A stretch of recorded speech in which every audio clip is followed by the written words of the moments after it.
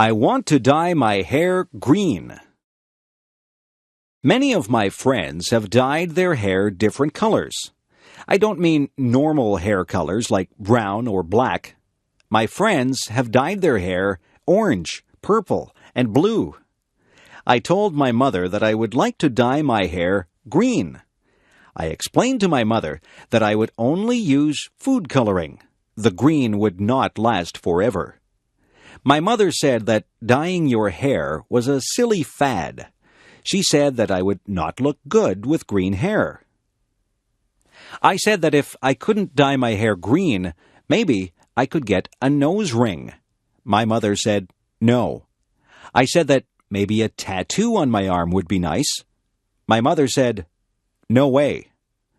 My mother said that she did some crazy things when she was a young girl. She said that she used to iron her hair to make it straight.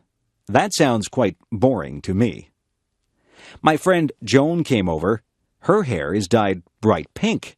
My father said, nice hair, Joan. I don't think that he really meant it. My mother says that when I am an adult, I can dye my hair whatever crazy color I like, but for now, she would like me to leave my hair its natural color. I tried to tell her that all my friends were doing it. My mother asked, if all your friends were jumping off a cliff, would you do it too? I said, no. I think I'll have to wait to have green hair, but maybe by the time I'm old enough to dye my hair green, I won't want it that color. My mother says that fads change all the time. One day, something might be popular, and the next day it's not in style at all. I'll just have to live without green hair for now.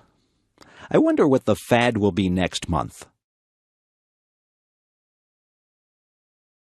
Why do people dislike other people? Some people don't like other people just because they look different. I think that is silly. I don't think that it is fair to judge someone by the way they look. Some people look very nice, but they are mean or cruel. Some people look very ordinary, but they are incredibly nice. I remember when I was in grade 1. I saw a girl across the room. She had a mean look on her face. I thought to myself that she was probably not a very nice person. I stayed away from her and played with the other children. Then we had to play a game, and the teacher said that she would pick partners for us. The teacher picked the girl with the mean face as my partner. I didn't think that the game would be much fun at all with a partner who seemed as mean as that girl.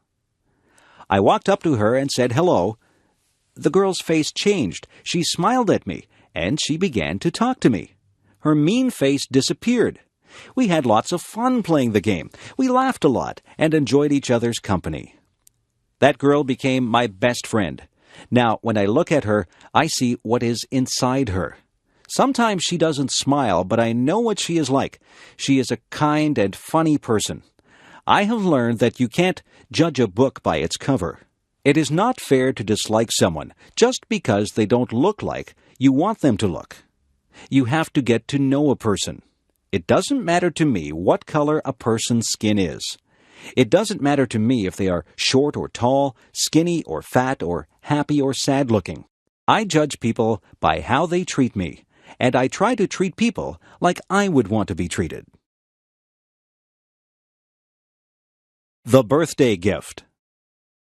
It is going to be my father's birthday. What can I give him? I don't have much money. I have looked all through the stores, and I have not found anything that I think he would like or that I can afford. I have thought very hard about what to buy for him. I thought that he might like some candy, but my father really doesn't eat many sweets. I thought that he might like a new shirt, but he has lots of clothes. I can't afford a new car or computer for him. I was watching him on the weekend. He cut the grass, washed the car, took out the garbage, weeded the garden, and watered the plants. I got an idea. I went to my room and took out some paper. I cut out pieces of paper, and I wrote on them. I wrote on one piece of paper that I would wash the car every weekend for the summer. I wrote on another piece that I would take out the garbage every week for the summer. I also wrote that I would cut the grass, weed the garden, and water the plants every week for the summer. I made a birthday card for my dad, and I put the pieces of paper inside it. I went downstairs and gave my gift to my dad. My dad thought that the gift was very thoughtful. He said that it was a gift from the heart. I did all those things for my dad all summer. He said that he had a lot of free time because I helped him so much. My dad and I are good friends. I don't mind doing things for him because I know that he is always there to help me out. A good gift doesn't have to be something that costs a lot. My dad says that the best gifts are the ones that show how much you care for the other person. I'm glad my dad liked his gift. Video designed by English7levels.com. New Year's Day. On New Year's Day, people start a new year.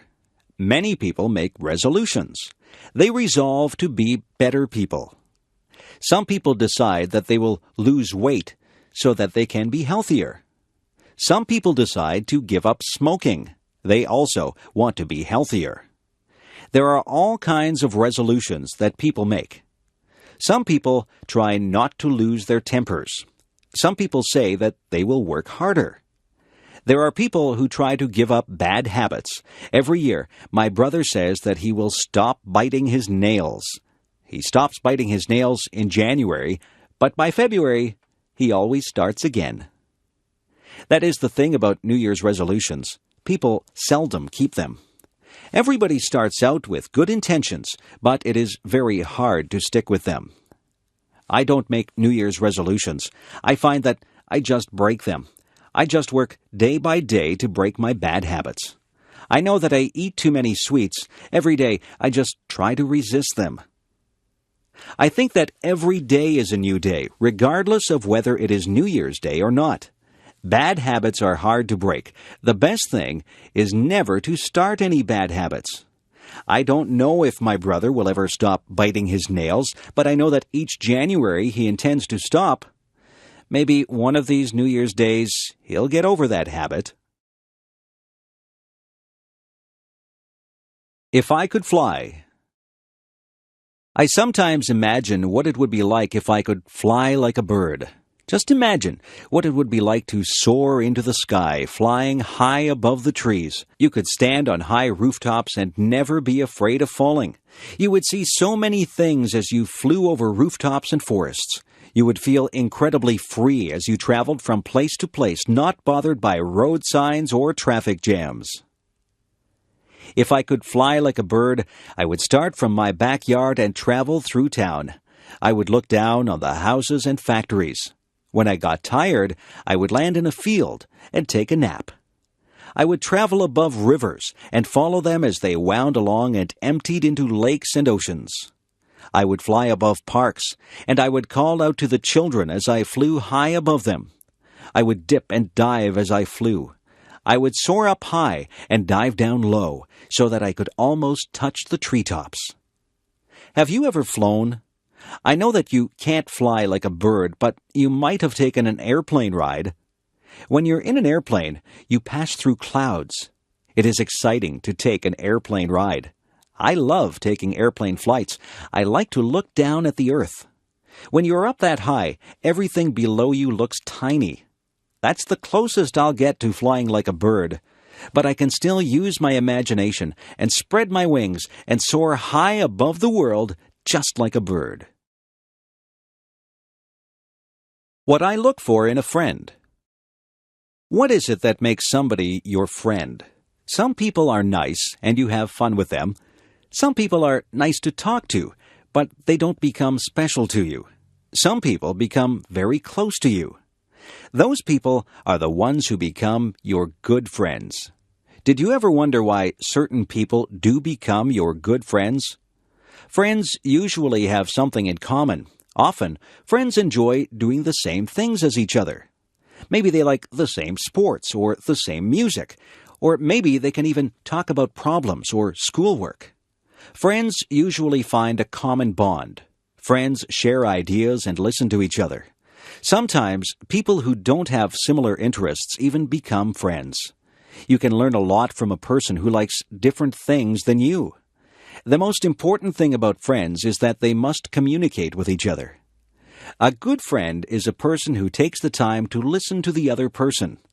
One of the most important things that I think a friend should have is a sense of humor.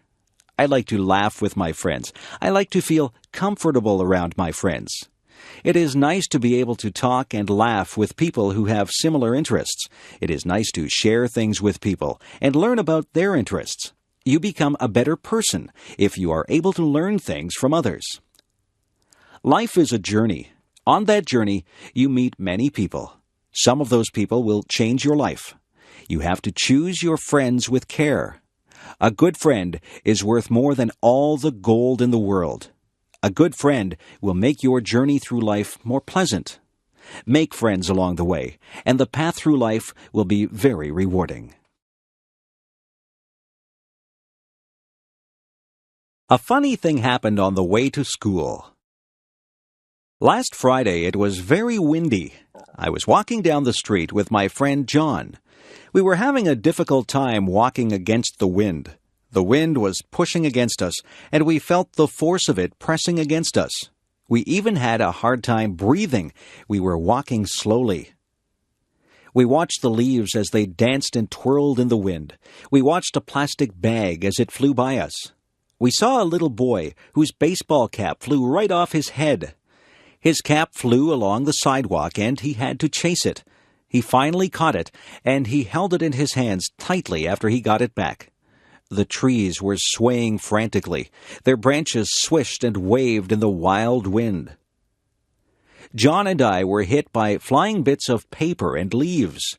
We laughed when a garbage can lid rolled along and hit John in the leg. We saw another garbage can rolling along the road as if it was alive. Everything was moving because of the wind. Then the funniest thing happened. I wasn't paying any attention, and a paper bag came flying up the street toward us. It hit me right in the face and covered my whole face. At first, I didn't know what had happened. I was blinded. I couldn't see where I was going. I stopped and held out my hands. When I stopped, the bag fell off my face. I looked at John. He was laughing very hard. He was laughing so hard that tears were rolling down his cheeks. He said that I looked very funny with the brown paper bag stuck to my face. I started to laugh too. We laughed about it all the way to school. John said that he wished he had a camera. He would have taken a picture of me with the bag on my face. Advice.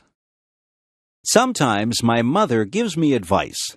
She tells me to save my money for a rainy day. She says that I should eat my vegetables if I want to be strong when I grow up.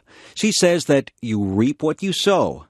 I didn't know what that one meant, so I asked her. She said that if you are good to people, they will be good to you. If you do bad things, then bad things will come back to you. My mother is always giving me advice. She says that a penny saved is a penny earned. I am still thinking about that one.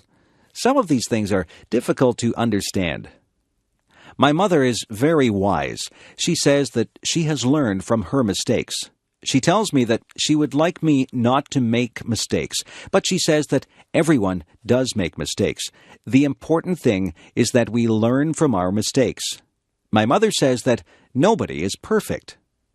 My mother tells my sister that time is precious. My sister wastes time, and my mother doesn't like that. My mother tells me to be true to myself. She says that I should not follow the crowd. I should listen to my own conscience and do what I think is right.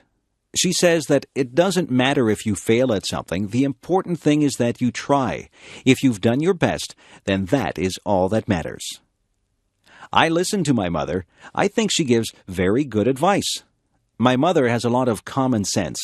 I hope I am as wise as she is when I have children of my own. Sometimes I wish that she would not give me so much advice. I think that I know what I'm doing. But in the end, I always remember what she has said, and I try to live by the standards that she has set for me. Take the advice that your parents give you. They only have your best interests at heart. A trip to the hospital. I have to get my tonsils out. I'm not really happy about it, but I'm tired of being sick and having sore throats. I have to go to the hospital 2 hours before my surgery. My mother will go with me. The nurses will take my temperature and check my blood pressure. They will make sure that I am ready for my operation. I will be dressed in a white gown, and I will be wheeled down the hall to the operating room.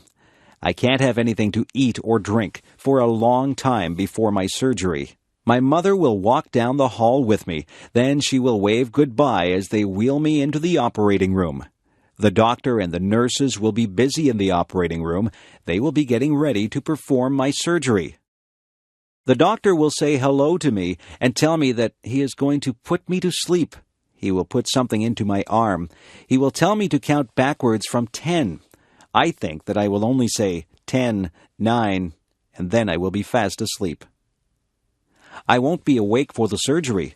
When I wake up, I will be surprised that the surgery is over. My throat will hurt and I probably won't feel very good. My mother will be there with me. The nurses will give me a drink and try to make me comfortable. I won't be in the hospital overnight. I will go home later in the day. My parents will have to make sure that I have a lot to drink. I can't eat any hard foods or they will hurt my throat. I will sleep a lot because I will not feel very well for a couple of days. It won't take long before I recover from my surgery. Sometimes we need surgery to make us feel better. Hospitals can be a bit frightening, but the doctors and nurses are very nice, and their job is to make you better. What my cat did. One day I was sitting in a chair drinking a cup of tea. My cat came into the room and sat on my lap. She was quite content, and she sat there purring. My cat likes to drink water, and sometimes she drinks milk. I would never give her tea to drink. Cats just don't drink tea. We were sitting there quietly when suddenly my cat stood up. She was looking at something on the floor. She crouched down low and got ready to pounce. I saw what she was looking at. It was a huge centipede. I think that centipedes are ugly. They have many legs and they move very fast. I would hate to have one crawl over me. My cat jumped to the floor and she ran over to the centipede. She was incredibly fast. I was surprised that she caught the centipede. She put her paw on it, and then she reached down and ate the centipede. The centipede must not have tasted very good. My cat got a funny look on her face, and she looked like she was trying to get a bad taste out of her mouth. I was thinking that I would be sick if I ate a centipede. My cat looked at me and jumped back up in my chair. She stuck her face in my teacup and took a big drink of tea. I was shocked. I had never seen a cat drink tea before. I think that the centipede must have tasted so bad that my cat just needed something to wash the taste out of her mouth. Guess what? I didn't finish my tea. I threw it out and washed out the cup. My cat has never had a drink of tea since that day. She has also never eaten another centipede. If a centipede walks by, she just pretends that she doesn't see it. If I was tiny. Imagine what life would be like if you were 2 inches tall. You would have to be careful that nobody stepped on you. You would have to watch out for cats, dogs, and birds. It would be very dangerous, but just think of the things that you could do. You could live in a dollhouse or even a shoebox. You could use a bottle cap for a plate. You would have to wear doll's clothes. A stamp would make a lovely picture to hang on your wall. You could hide in a mouse hole or a drawer. You wouldn't need much food. You could probably live comfortably on the crumbs that people would leave on the table. A thimble would make a good cup. If you went outside, the grass would seem like a jungle. An insect would be huge and frightening. A puddle would seem to be an ocean. You could cross the puddle in a paper cup and use a spoon for an oar. A matchbox would make a good bed with a handkerchief as a bedspread. You'd brush your hair with a toothbrush, but you'd never find anything small enough to brush your teeth with. You could take a ride on the back of a mouse. You wouldn't find any books that were small enough to read, but you might read the back of a pill bottle. You could ride in a toy car and have a soup bowl for a swimming pool. A leaf could be your umbrella, and a mitten would make a great sleeping bag. If you used your imagination, you could think up something to use for almost all your purposes. Being small might be fun, but then again it would be frightening. I'd be afraid of my pet cat. I wouldn't want a book to fall on me. I would be afraid of being swept away by a big gust of wind. I think I'd rather be my size. If I were a giant. If I were a giant, I wouldn't be able to fit in my house. I'd have to live in a building that had a high ceiling, but I'd probably have a hard time getting through the door. I'd have to make my own clothes, but where would I get a giant needle and thread to sew with? I couldn't ride in a car or a plane. I suppose I would just have to take giant steps to get from place to place. I would have to be very careful not to step on anybody or anything. When I talked, people would cover their ears. My voice would sound very loud to them. I wouldn't find shoes to cover my feet. I wouldn't find a knife and fork to eat my dinner with. I might have to use a rake as a fork. My dinner would be huge. What would I cook my dinner in? I certainly wouldn't find an oven big enough to put my dinner in. If I sneezed, it would be like a hurricane. If I fell down, it would be like an earthquake. I wouldn't have any friends because everyone would be too tiny for me to talk to. I think that being a giant would be very lonely. I couldn't have just one apple. I would have to have a lot of apples to fill me up. I would have to drink gallons and gallons of water to quench my thirst. I could never relax under a tree. I would be taller than all the trees. I don't think that being a giant would be fun. I won't ever make a wish to be a giant. I would rather be my height. I'm very happy the way I am. Video designed by English7levels.com.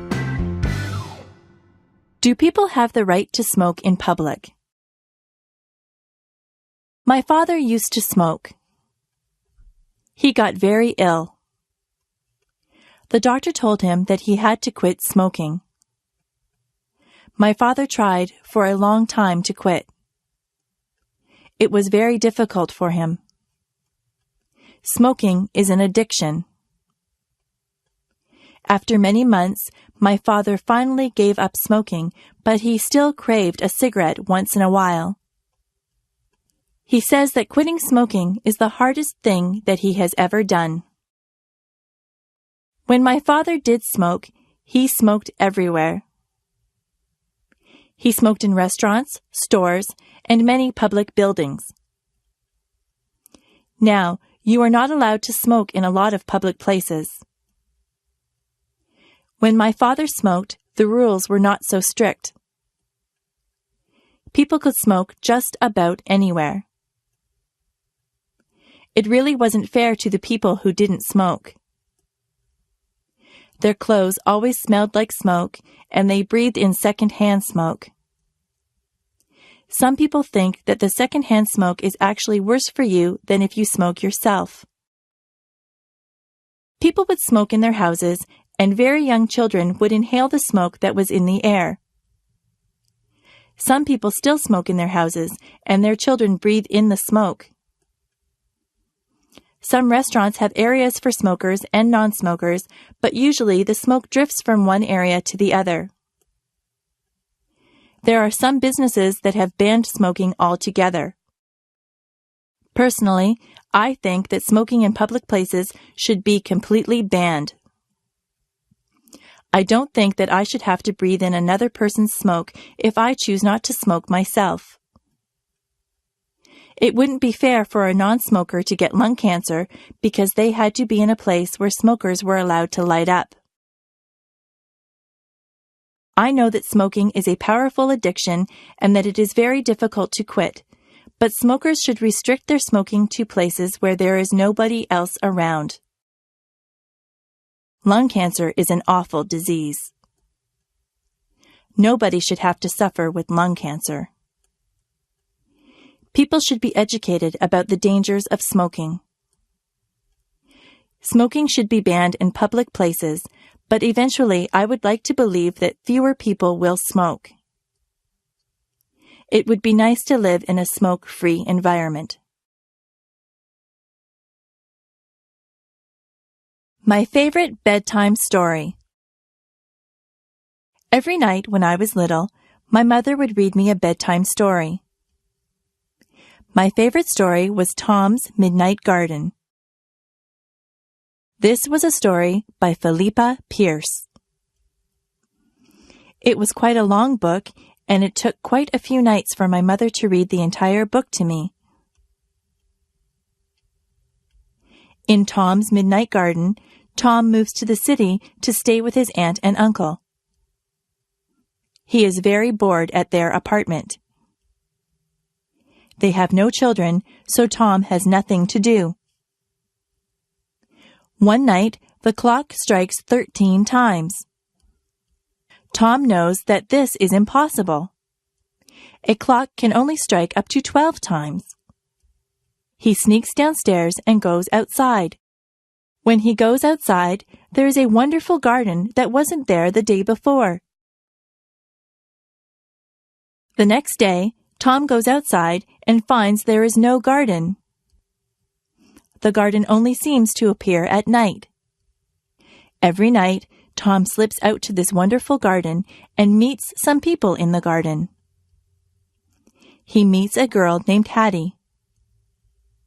Hattie and Tom become very good friends in this garden. Some very strange things happen in this book. There are some coincidences that keep you guessing about what is really going on. The surprise ending is wonderful. I really enjoyed Tom's Midnight Garden, and I was very sad when my mother and I came to the end of the book. I felt that I had visited the magical garden with Tom. It is a book that I will remember all my life. If I found a magic lamp. If I was walking down the beach one day and I happened to bump my toe on a magic lamp, I would pick it up and rub it. If it was a real magic lamp, but I don't believe that there really is a magic lamp, a genie would pop out in a cloud of smoke and he would call me Master. He would say that he would grant me 3 wishes. I would have to think very hard about those wishes because I wouldn't want to waste them. I don't think I'd want millions of dollars. Money doesn't buy happiness, or so they say. I might wish for good health, because if your health isn't good, you won't be able to enjoy anything. Some people might wish for beauty, but beauty is only skin deep. Some people would wish for a mansion or a beautiful car or a big boat. I don't want any of those things. Some people would want fame. Some people would want talent. Some people would wish for happiness. That might be a good thing to wish for. Yes, maybe I'd wish for health and happiness, but what would my 3rd wish be? I could wish for something enormous, something global. I could wish for world peace. That would be a wonderful thing if somebody could grant me that. Yes, that would probably be my 3rd wish. It's too bad there aren't any genies inside magic lamps. I won't get my 3 wishes. I can still work toward getting my wishes. I can eat well and exercise to stay healthy. I can be involved with a lot of things and be with my friends to stay happy. I can volunteer my time to different organizations to help achieve world peace. I can do my fair share in my community to help others. That's how I can get my 3 wishes, not through a magic lamp. I can only get what I want through self-determination and hard work. That is the key to getting your wishes fulfilled. Superstitions. I am not superstitious, are you? Yesterday was Friday the 13th. Some people think that Friday the 13th is an unlucky day. I think that it is just like any other day. Some people believe that if a black cat crosses your path, you will have bad luck. I don't believe that either. My mother always gets upset if I open an umbrella in the house. She says that is bad luck. She is probably right about that one because an open umbrella would take up a lot of space and you might knock things over. If your left hand is itchy, you are supposed to get money. I have had an itchy left hand before, but I haven't received any money because of it. It is bad luck to walk under a ladder. That is probably true because you might knock somebody off the ladder or have a can of paint fall on top of you. If you are acting in a play, it is bad luck if someone says, "Good luck" to you. This is very confusing. You are supposed to tell an actor to break a leg. It doesn't mean that you want the actor to break his leg. It means good luck to the actor. Actors have a lot of superstitions that are very unusual. I am not superstitious. I don't believe in superstitions at all. It is just fun to learn about superstitions. Some of them are very old and have been passed down from generation to generation. I once did a project at school on superstitions. It was a very interesting topic, and I got a good mark for it. Help. Did you ever have to call for help? Were you ever in a situation that was an emergency?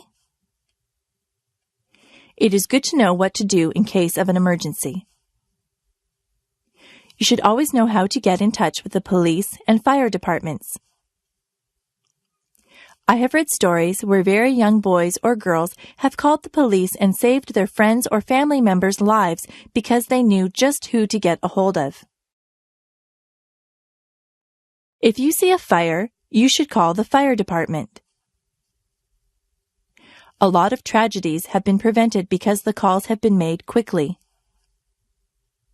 It is important that emergency vehicles arrive very quickly. That is why those vehicles have sirens. When their sirens go, it means to get out of the way. Policemen, firemen, and ambulance attendants are trained to handle very difficult situations. They often save people's lives. They go through a lot of training to become good at what they do. They never panic in emergencies. For your part, you should keep emergency numbers near the phone or know what the emergency numbers are. Where I live, there is a special number that you call for any emergency. We teach that number to everyone, even very tiny children. It is important to remain calm if you need help. If you call an emergency number, you have to be able to speak clearly and tell the person you are talking to exactly what the problem is. I hope you are never in an emergency situation, but it is a good idea to be prepared. The Peach Orchard. When I was very young, I lived near a peach orchard. Now there is a park where the orchard used to be. I always remember the peach orchard because my grandmother and I used to go there and pick peaches. The owner of the orchard would let all the neighbors pick peaches. It's not the fact that I used to get many ripe, tasty peaches that I remember. It's the time that I used to spend with my grandmother that I remember. My grandmother was very old, but she was very healthy. She used to walk a lot. I think that is what kept her fit. She had a lot of energy, so she liked to go to a lot of places. She would get a fruit basket, and then she would ask me if I wanted to go to the orchard. I always said yes because I enjoyed walking through the orchard on a sunny day. We never climbed up on a ladder to reach the peaches. We just reached for the low-hanging fruit. My grandmother and I used to talk all the time that we were out there. It was nice to spend time with her. She told me many stories about when she was a young girl. We laughed and got to know each other better. My grandmother only visited us during the summer. She lived in California and I lived in Niagara Falls, so we didn't get to spend a lot of time with each other. We enjoyed the hot summer days in the orchard. You could smell the peaches, and the bees buzzed lazily by us. My grandmother would point out different insects and birds to me. I learned a lot about nature from her. We would end up with a big basket of peaches. When we got home, my mother would wash the peaches, and often she would bake a peach pie for us. Nobody bakes a peach pie like my mother. It's good to have memories like that. Childhood memories of time spent with my grandmother are very precious to me. Sometimes it's just the simple things that you do in life that leave you with the nicest memories.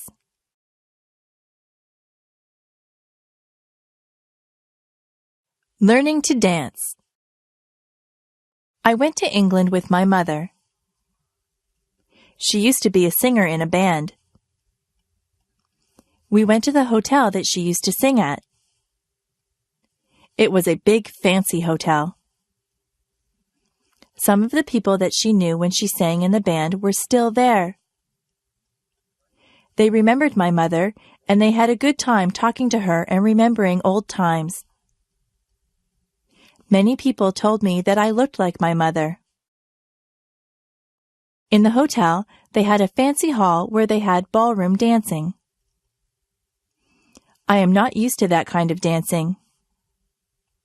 I always danced to rock music.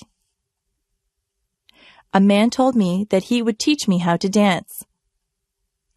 It looked very easy. I held one of his hands and put my other hand on his shoulder. He told me exactly how to move my feet. I was very clumsy and I stepped on his toes. He was patient with me and he counted 1, 2, 3. I tried to waltz with him. I would start out pretty well, but then I would get mixed up and stand on his toes again. The man laughed about it. I told him that I wasn't a very good dancer, but he said that I was good for a beginner. I think he was just being polite. The man asked my mother to dance. My mother is a very good dancer. I didn't know that about her. She never stepped on the man's toes once. The man thanked us for dancing with him, and I thanked him for giving me dancing lessons. I don't think I'll ever be very good at that type of dancing. Each generation has a specific type of dancing. The way that I dance is different from the way that my mother dances. The way that I dance doesn't involve moving your feet too much. I'm not too good at fancy steps.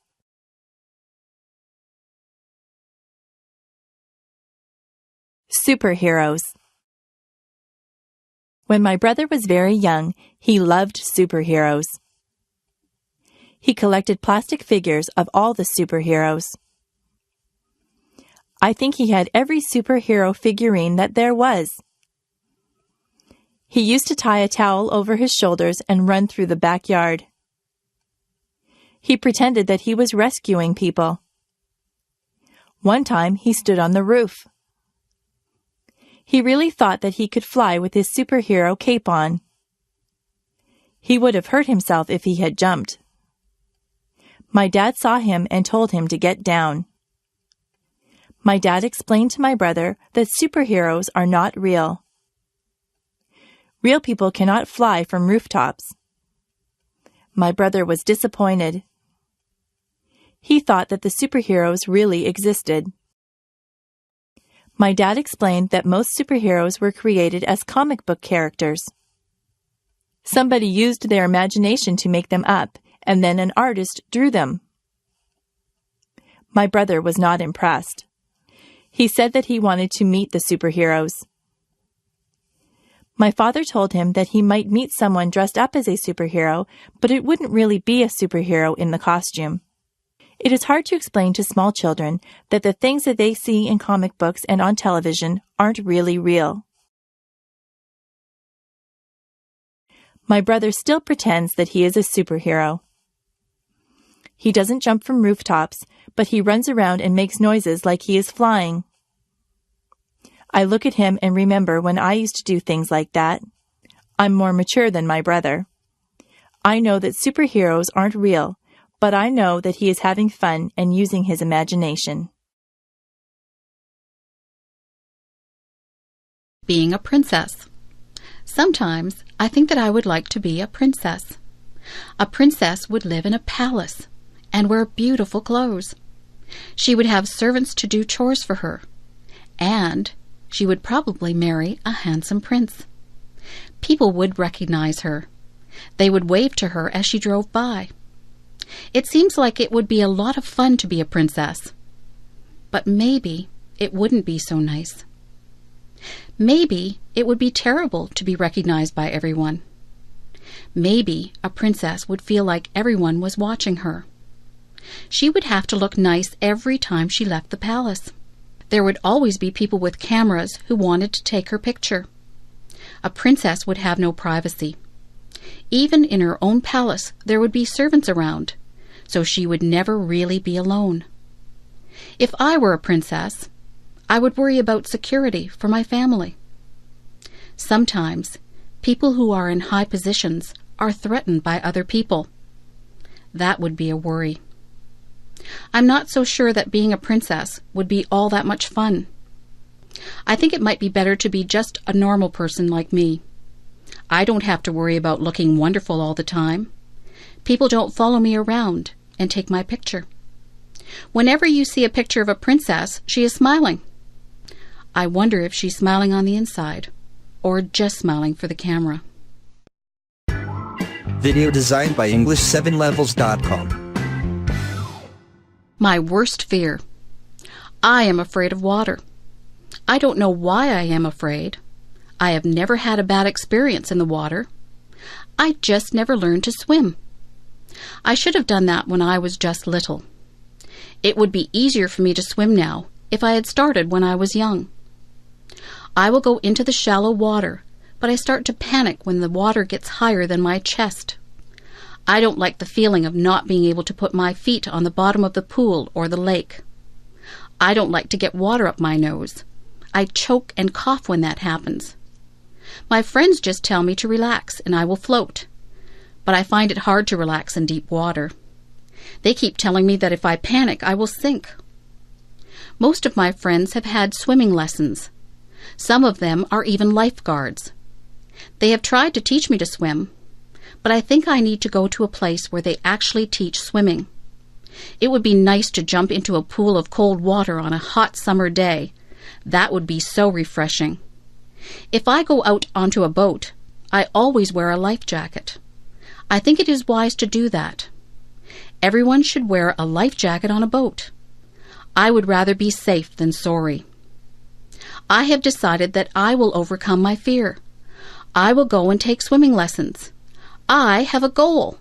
By this time next year, I would like to be able to swim the length of the pool without being afraid. It is best to face your fears and deal with them. I hope that I can overcome my fear of water. If I live to be 100. I think I would like to live to be 100. It seems like an awfully long time to live. It is an entire century.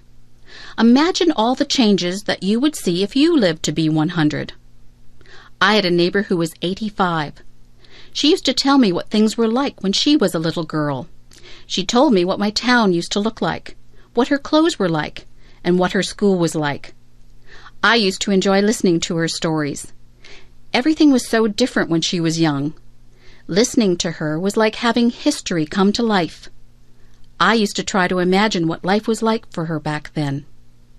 If I was 100, and I had grandchildren and great-grandchildren, I would tell them stories about my childhood. I would hope that I had a good memory so that I could remember everything. If I do want to live to 100, I'll have to have a healthy lifestyle. Not too many people live to be that old. If I do get to be that old, I hope I'll still be mentally alert and physically agile. In my country, the Prime Minister sends a letter of congratulations to anyone who has their 100th birthday. People who live to be 100 are very special. Maybe in the future, with better medical care and healthier lifestyles, more people will live to be 100. If I live to be 100, I'll have a birthday cake. But I won't put 100 candles on the cake.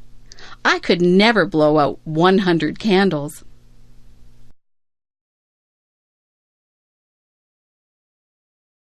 What I like most and least about myself. I was trying to think up the best and the worst things about myself. I think the best thing about me is that I am very friendly. I have a lot of friends, and they all like me. I try to be good to my friends. I don't often have arguments with people. I think that I am quite easy to get along with. The worst thing about me is that I sometimes feel sad. Sometimes I don't feel sad for any particular reason. I just get into moods where I am depressed. Sometimes there is a reason to be sad. I was sad when my pet frog died. I was sad when I lost my favorite baseball card. On those days, I'm still nice to my friends, but inside I feel like there is a heavy weight in my chest. I think that everyone feels sadness sometimes. I try to do things that make me happy whenever I get into one of my sad moods. Last Saturday, I felt a bit sad, so I called up my friend John and asked him if he wanted to go to the movies. We went to a comedy. We laughed all the way through the movie, so that by the time the movie was over, I didn't feel sad anymore. My friendliness is my best trait, and my sad moods are my worst traits. I have to work at getting over my sad moods more quickly. Being sad doesn't do anyone any good. There is no use in feeling sorry for oneself.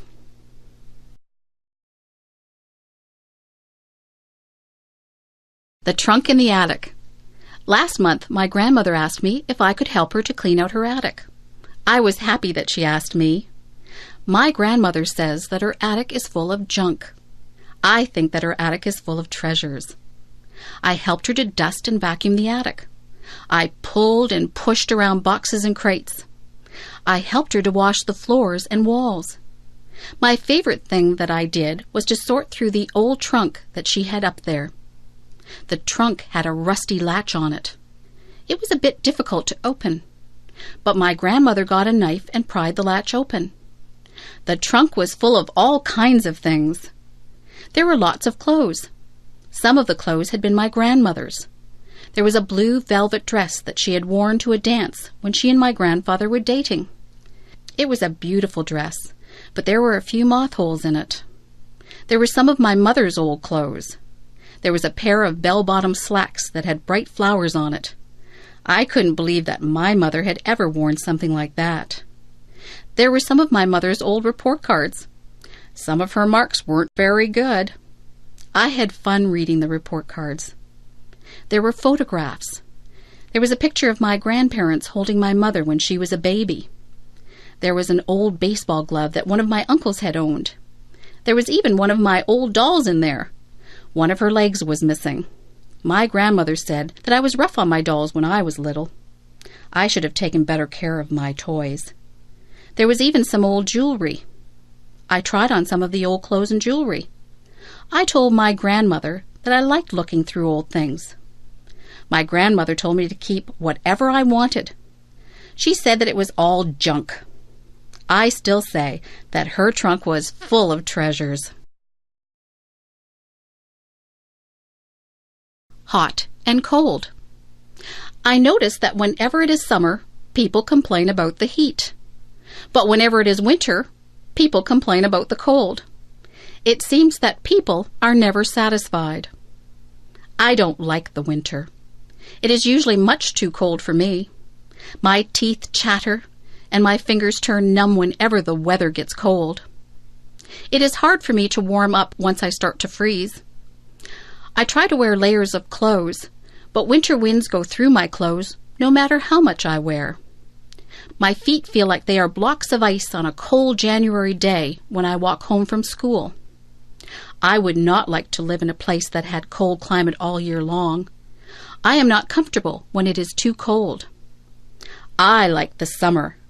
Some people say that it is hot and sticky in the summer, but I don't mind the heat at all.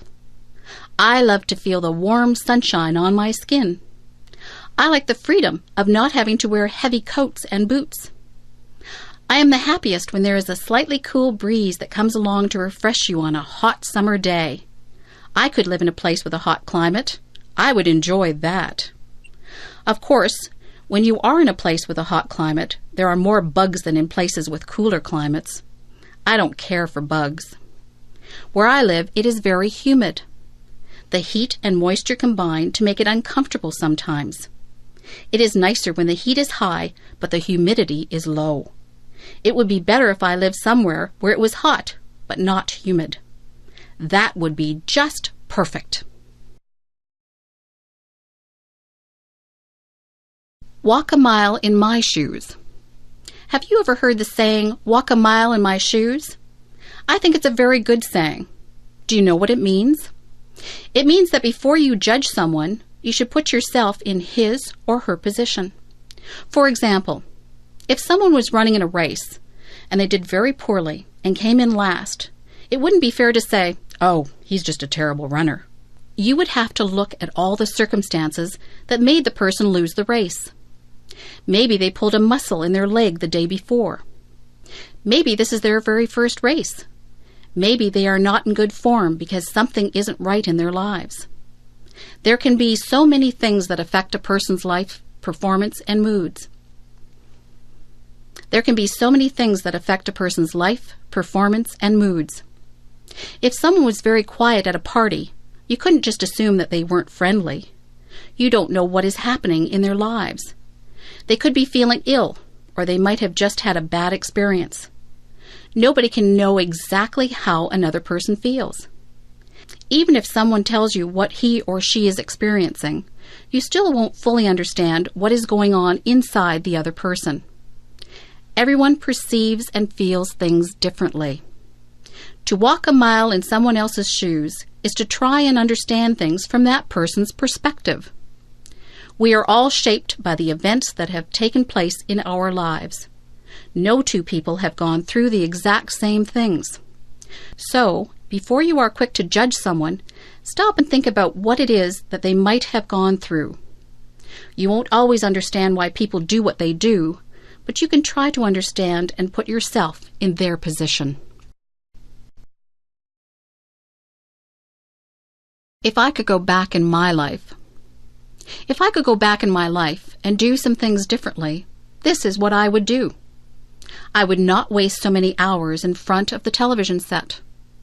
I would get out and enjoy my life rather than watching actors in shows. I would be a little more considerate of other people. I would realize that my mother has more to do than pick up after me. I would pay more attention in school. Tests are easier when you have paid attention rather than fooling around in class.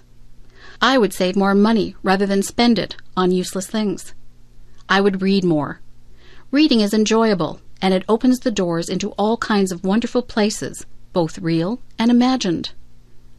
I would learn to play an instrument. Music is always appreciated if it is played well. I would eat better foods. I would try to stay healthy through my diet and exercise. I would take more pictures, and I would keep a journal. Memories are very precious. I would take the time to listen to what people have to say. People appreciate a good listener. I would take the time to enjoy each day as it comes. Sometimes I am so busy looking forward to what is coming up that I don't take the time to enjoy the day that I am living in. That's what I would do if I could go back in my life. In fact, I think I'll just make a habit of doing all of those things all through my life. Joking. Joking is good. Jokes can be very funny. Jokes can also be hurtful. Jokes can be tasteless too. It is not an easy thing to find jokes that do not offend anyone.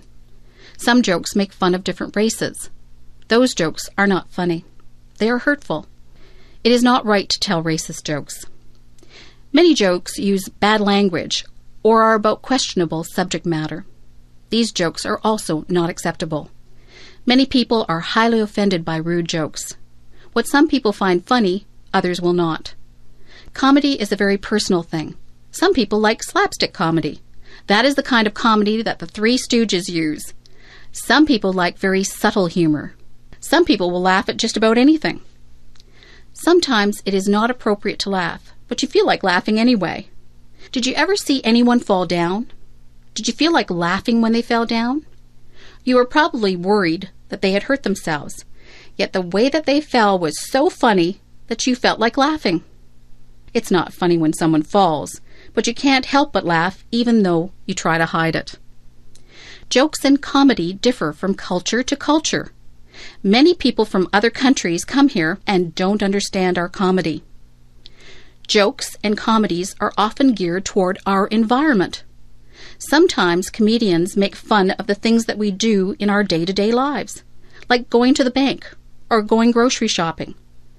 We can all relate to that. Being a comedian is not an easy job. Telling jokes and making people laugh is extremely difficult. Jokes are fun, and they are funny if they are good. Jokes can get you into a lot of trouble if they are inappropriate, and sometimes they're just not funny and nobody laughs. Here's a joke. Why does the cow wear a bell? Because its horns don't work. Do you get it? Do you think it is funny? Well, maybe it's not that funny. I told you that it was difficult being a comedian. Drugs. There are two different types of drugs. There are legal drugs and there are illegal drugs. Legal drugs are the type of drugs that the doctor gives you when you are sick. Illegal drugs are the drugs that people sell on the street. Illegal drugs are very dangerous. If someone ever wants you to try any type of substance that you are not sure about, you should always say no. People who sell drugs on the street are criminals. If they get caught, they will be sent to jail.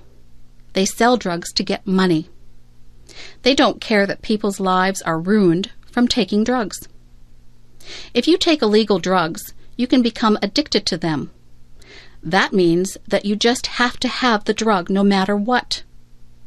Some people steal from other people to get money to buy drugs.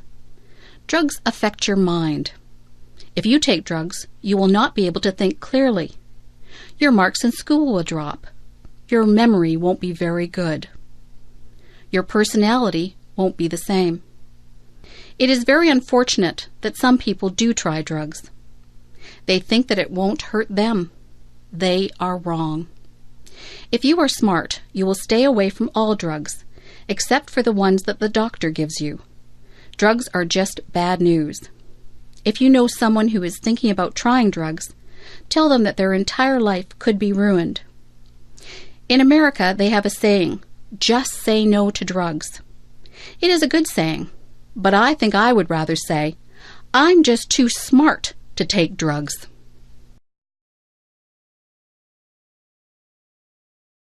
Divorce. Mary's parents just got a divorce. Mary is very upset. She thinks that her parents don't love her anymore. She thinks that they got a divorce because of her. She is wrong. Her parents love her just as much as they always did. They aren't getting divorced because of Mary. Sometimes marriages just don't work out. It isn't really anyone's fault. Marriage isn't easy. It is hard for two people to stay together for a lifetime. Sometimes people change as they get older and they move on. Some people have perfectly good marriages and they stay together for their entire lives. Divorce doesn't happen because the parents don't love the children anymore. A lot of children feel that it is their fault, but it isn't their fault at all. Children neither cause the divorce nor can they prevent it. It is up to the parents. Divorce isn't the end of the world. Children can still see both parents and stay with them. Life goes on. Sometimes children can get new stepmothers or stepfathers. That can be a good thing. You just have to be understanding and know that your parents still love you. Life doesn't always go the way that we planned it, but it has its twists and turns. Life is an adventure. If your parents get a divorce, just be understanding. Know that they love you and that this is a hard time for them. It is a hard time for you too, but these things have a way of working themselves out in the end. If my fish could talk. I have a goldfish. He swims around in his bowl all day. He looks bored. I look inside the bowl and watch him. His mouth always moves. He looks like he is talking.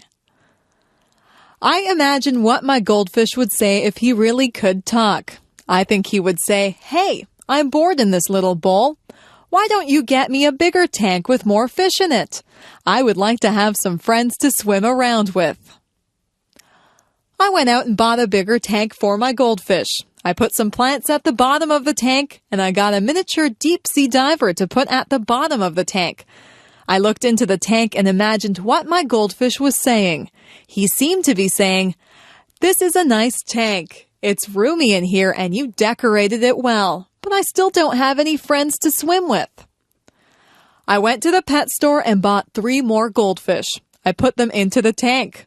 All of the goldfish seemed to look at each other. They swam near each other and seemed to be playing games. I knew which one was my goldfish because he has a black spot on his fin.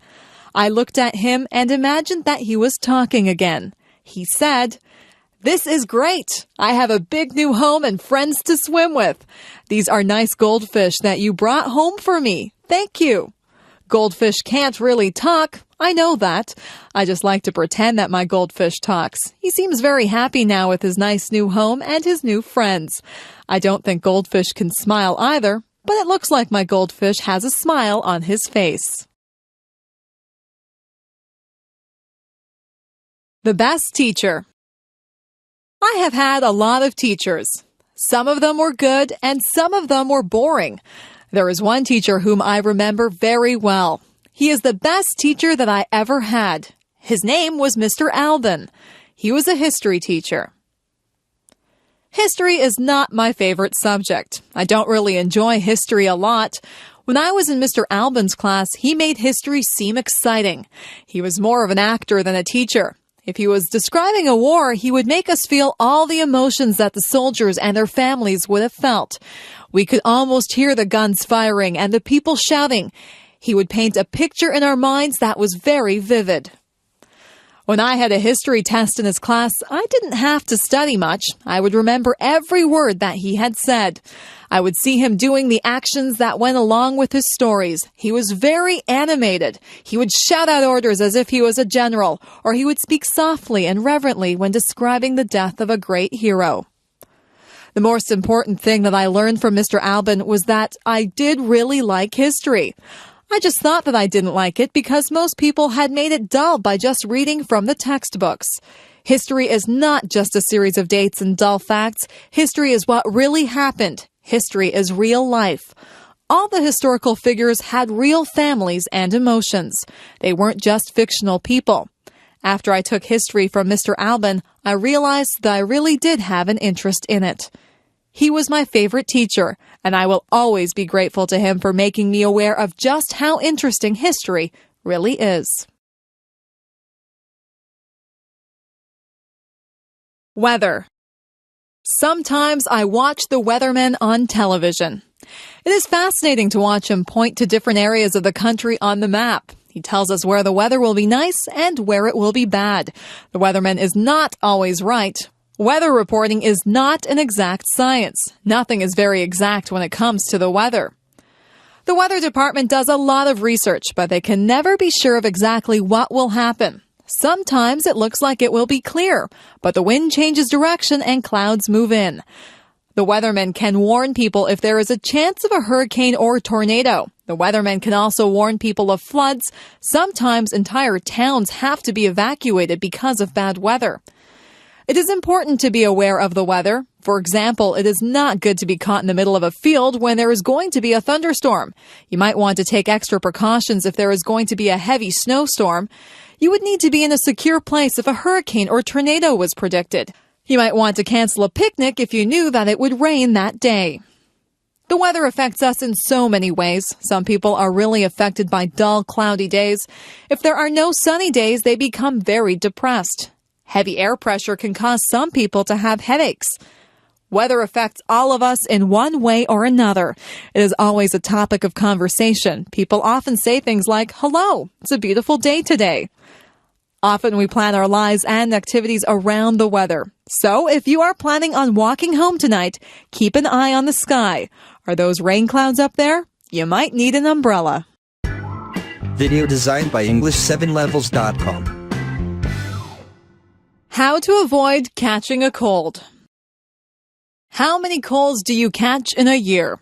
Most of my friends catch quite a few colds. They cough, sniffle, and sneeze. They carry around tissues and blow their noses all the time. Their eyes water and they have scratchy throats. I don't get many colds. In fact, I can go for a whole year and never catch a cold. This is why I consider myself an expert on how not to catch a cold. I'll tell you how to avoid catching a cold. I think that you need to take a lot of vitamin C. I eat a lot of fruits and vegetables. I drink fruit juice too. I also take vitamin C pills. Whenever I begin to feel a cold coming on, I make sure that I have taken my vitamin C pill and I drink a lot of orange juice. That usually knocks the cold right out of my system. I make sure that I get a lot of fresh air. In the winter, a lot of buildings are shut up tight so that the air is stale and people's germs circulate through the buildings. I get outside and breathe in fresh, clean air. If somebody is rude enough to cough or sneeze right in front of me without covering his or her mouth, I just hold my breath for a second. I'm not sure if this works or not, but I don't want to breathe in anybody's cold germs. Many germs are passed through hands. It is important to wash your hands thoroughly if you touch anything in a public place. If I hold a banister while I'm walking down the stairs, I think of all the people who have used that banister, and I make sure that I wash my hands before I eat. Doorknobs also have a lot of germs on them. Money is another thing that is passed from hand to hand and is covered with germs. Sometimes I see people stick money into their mouths. Just think of all the germs that you would be putting into your mouth if you did that. If you just give it a little bit of thought, you can avoid a lot of germs that cause colds. If you eat good food and stay fit, your body will be able to fight off the germs that causes colds and other diseases. It is not always possible to avoid colds, but if you do catch a cold, drink plenty of fluids and get a lot of rest. The future. I sometimes wonder what life will be like in the future. Life has changed so much in just the past few years. I'm sure that there are still big changes that are coming. Do you think we'll still drive cars? Maybe we'll get into computerized vehicles that we won't have to drive. We'll just push a few buttons and the vehicles will take us to wherever we have to go. Maybe there won't be roads. We might just fly through space to get where we want to go. Instead of telephones, we'll just use our computers. We'll be able to see each other when we talk. That type of thing is already happening. Maybe we won't have to cook our meals. We might be able to push buttons to order whatever we want. A nice roast beef dinner or an ice cream sundae might just pop out of a machine. It would be nice to have a robot to clean the house for you. In the past few years, computers have been extremely important. People used to write to each other through the mail. Now people communicate so much more frequently through email. Most of my friends own computers. If we had all of these things to do the work for us, what would we do? We would still need people to program the computers. We could spend more time being creative rather than doing everyday chores. The future holds many surprises. I'm sure that technology will become even more and more amazing. When my parents were young, they had never even seen a color television. Nobody owned a computer.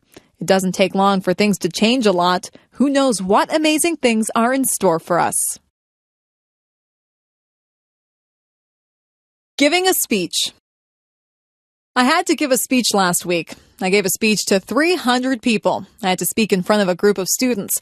I had to tell them about a campaign that we were having to raise money for cancer research. Giving a speech can be a difficult thing. When you stand in front of a big crowd, you can get very nervous. Some people feel like they have weak knees. Their legs feel as if they are made of rubber. Their heart beats very hard inside of their chest. Their palms get sweaty. Some people even become short of breath. For some people, giving a speech is their worst fear. When you give a speech, everyone is looking at you. They are waiting to hear what you have to say. When you have 300 people looking at you, you have 600 eyes that are on you. It is a little frightening when you think of it that way. Before I give a speech, I take 3 big breaths. I calm myself and I remind myself that what I have to say is important. I like to be sure of what I am going to say, so I practice my speech in front of a mirror at home. I like to look like I am relaxed and friendly. They say that practice makes perfect, so the more speeches that you give, the better you will become at it. Whenever I have to give a speech, I imagine that the audience is just one big person. I look out into the audience until I find a friendly, smiling face. I focus on that person, and I pretend that I am just talking to them. I've become used to giving speeches. I am more relaxed now than I used to be. People tell me that I do not look nervous at all. I like to hear that. Sometimes I do feel a little flutter of nervousness, but I just ignore it and do the best that I can. Giving a speech is not as scary as it appears to be. Anyone can do it with a little practice. Moving to another country. My friend Steve moved to another country. He had lived in Canada all his life and he moved to Japan. Life in Japan was very different for Steve than what he was used to. At first, Steve suffered from culture shock. His whole life seemed different. He was not used to the way of life in Japan. Steve was not used to the large crowds of people that walked up and down the streets in Japan. In his hometown in Canada, the streets were fairly quiet. Steve had to get used to the food. In Japan, the people eat a lot of fish. Steve had never eaten much fish before. Steve wanted pizza, but it was expensive in Japan. Steve said that he had to adjust his eating habits. The people in Japan have different customs than we do here in Canada. Steve didn't want to offend anyone, so he had to learn the customs. He had to learn about what Japanese people considered polite and rude. Sometimes in a foreign country, you can do something to insult someone without even realizing that you are being rude. At first, Steve had trouble with the language. He said that the only way to really learn the language is to talk to people. Steve talked to a lot of people. He made a lot of mistakes, but people were patient with him, and they tried to help him with his Japanese. It wasn't long before Steve felt more comfortable in his new surroundings. You have to be willing to learn new customs and a new language if you move to another country. Steve feels very comfortable in Japan and in Canada now. He is thinking about going to another country now. He thinks that he might like to try and live in Italy. I'm sure that he would get over his culture shock very fast if he moved there. Moving to a new country can be difficult, but if you are willing to learn, it can be a very rewarding experience. Look for the beauty. I have learned that things don't always go the way that they were planned. If something doesn't happen the way that I want it to, I try to make the best of the situation. I always try to find something good in everything that happens. Last year, I broke my ankle when I was walking on an icy sidewalk. At first, I was very upset. I was missing school and there was a party that I wanted to go to. I couldn't do very much of anything. My ankle was very sore. I stayed home and I read a book. It was an excellent book and one that I probably would not have had time to read under normal circumstances. My friends brought my homework to my house and we had some really nice visits while they were here. I had to accept the fact that I couldn't go anywhere on my broken ankle, so I made the best of a bad situation. Once I lost my way when I was out camping. I ended up in a very large field. I was afraid that nobody would find me, but I calmed myself down and took time to examine all the interesting wild flowers in the field. My family did find me. They were surprised at how calm I was. I've learned that there is something valuable inside every adventure and something beautiful inside every person. We had a new boy who came into our class. His clothes weren't in style and he was not particularly handsome. Some of the boys and girls made fun of him. Sometimes people can be really cruel. He seemed to handle it all right, but inside, I knew that it must hurt. Some of my friends and I invited him out with us. We found out that he had a terrific sense of humor, and he is probably one of the nicest people that I have ever met. He has since become one of my best friends. It makes me ashamed when someone that I know judges someone by how they look. It isn't fair to do that. You'll find that something good comes out of almost every situation. You'll find something good about almost everyone that you meet if you look hard enough. If something doesn't work out the way you planned it, just make the best of the situation. Look for the beauty in everything. My doll. When I was an infant, I got a rag doll. It was a very plain little doll, and it wore a clown outfit and a clown's hat. I used to take that doll to bed with me every night. I couldn't go to bed without my doll. My mother used to pretend that the doll was talking to me. She would make the doll dance and sing songs. I would talk to the doll. My mother would answer for the doll, but I was a baby, and I thought that the doll was actually talking to me. That doll was my best friend. I took her everywhere. One time I took her to a store with me, and I left her on a shelf in the store. We were halfway home when I realized that I didn't have my doll with me. I was very upset. My mother and I rushed back to the store. My doll was still there. I was so relieved. I hugged my doll and I promised myself that I would never leave her anywhere again. I couldn't imagine life without that doll. Through the years, the doll became less important in my life. I had other things to do, but the doll still sat on my bed during the day, and I still took it to bed at night. I gave that doll a lot of love when I was little. In fact, I love that doll so much that she looks tattered and torn now. There are parts of her face and hands that are almost worn away. I had a lot of other toys when I was little, but none of them were ever so important as that doll. I don't play with toys anymore, but that doll is still in my room. She sits in a special chair in the corner. I'll always have that doll. No matter how worn out she is, I'll always keep her and cherish her as part of my early childhood. I am curious. I am curious about many things. I would like to find the answers to a lot of questions that I have. What holds the stars up in the sky? Why does ice form on the top of the lake when it is cold? Is there life on other planets? Why do we not fall off the face of the earth? How do caterpillars turn into butterflies? All of these things are mysteries to me. There are so many questions that are unanswered. I think I should go to the library and get a book to find out why people grow old. What makes a television work? I also want to know where electricity comes from. Who is the strongest person in the world? Who is the smartest person in the world? Why do some people have blonde hair and some people have black hair? Why do people in different countries speak different languages?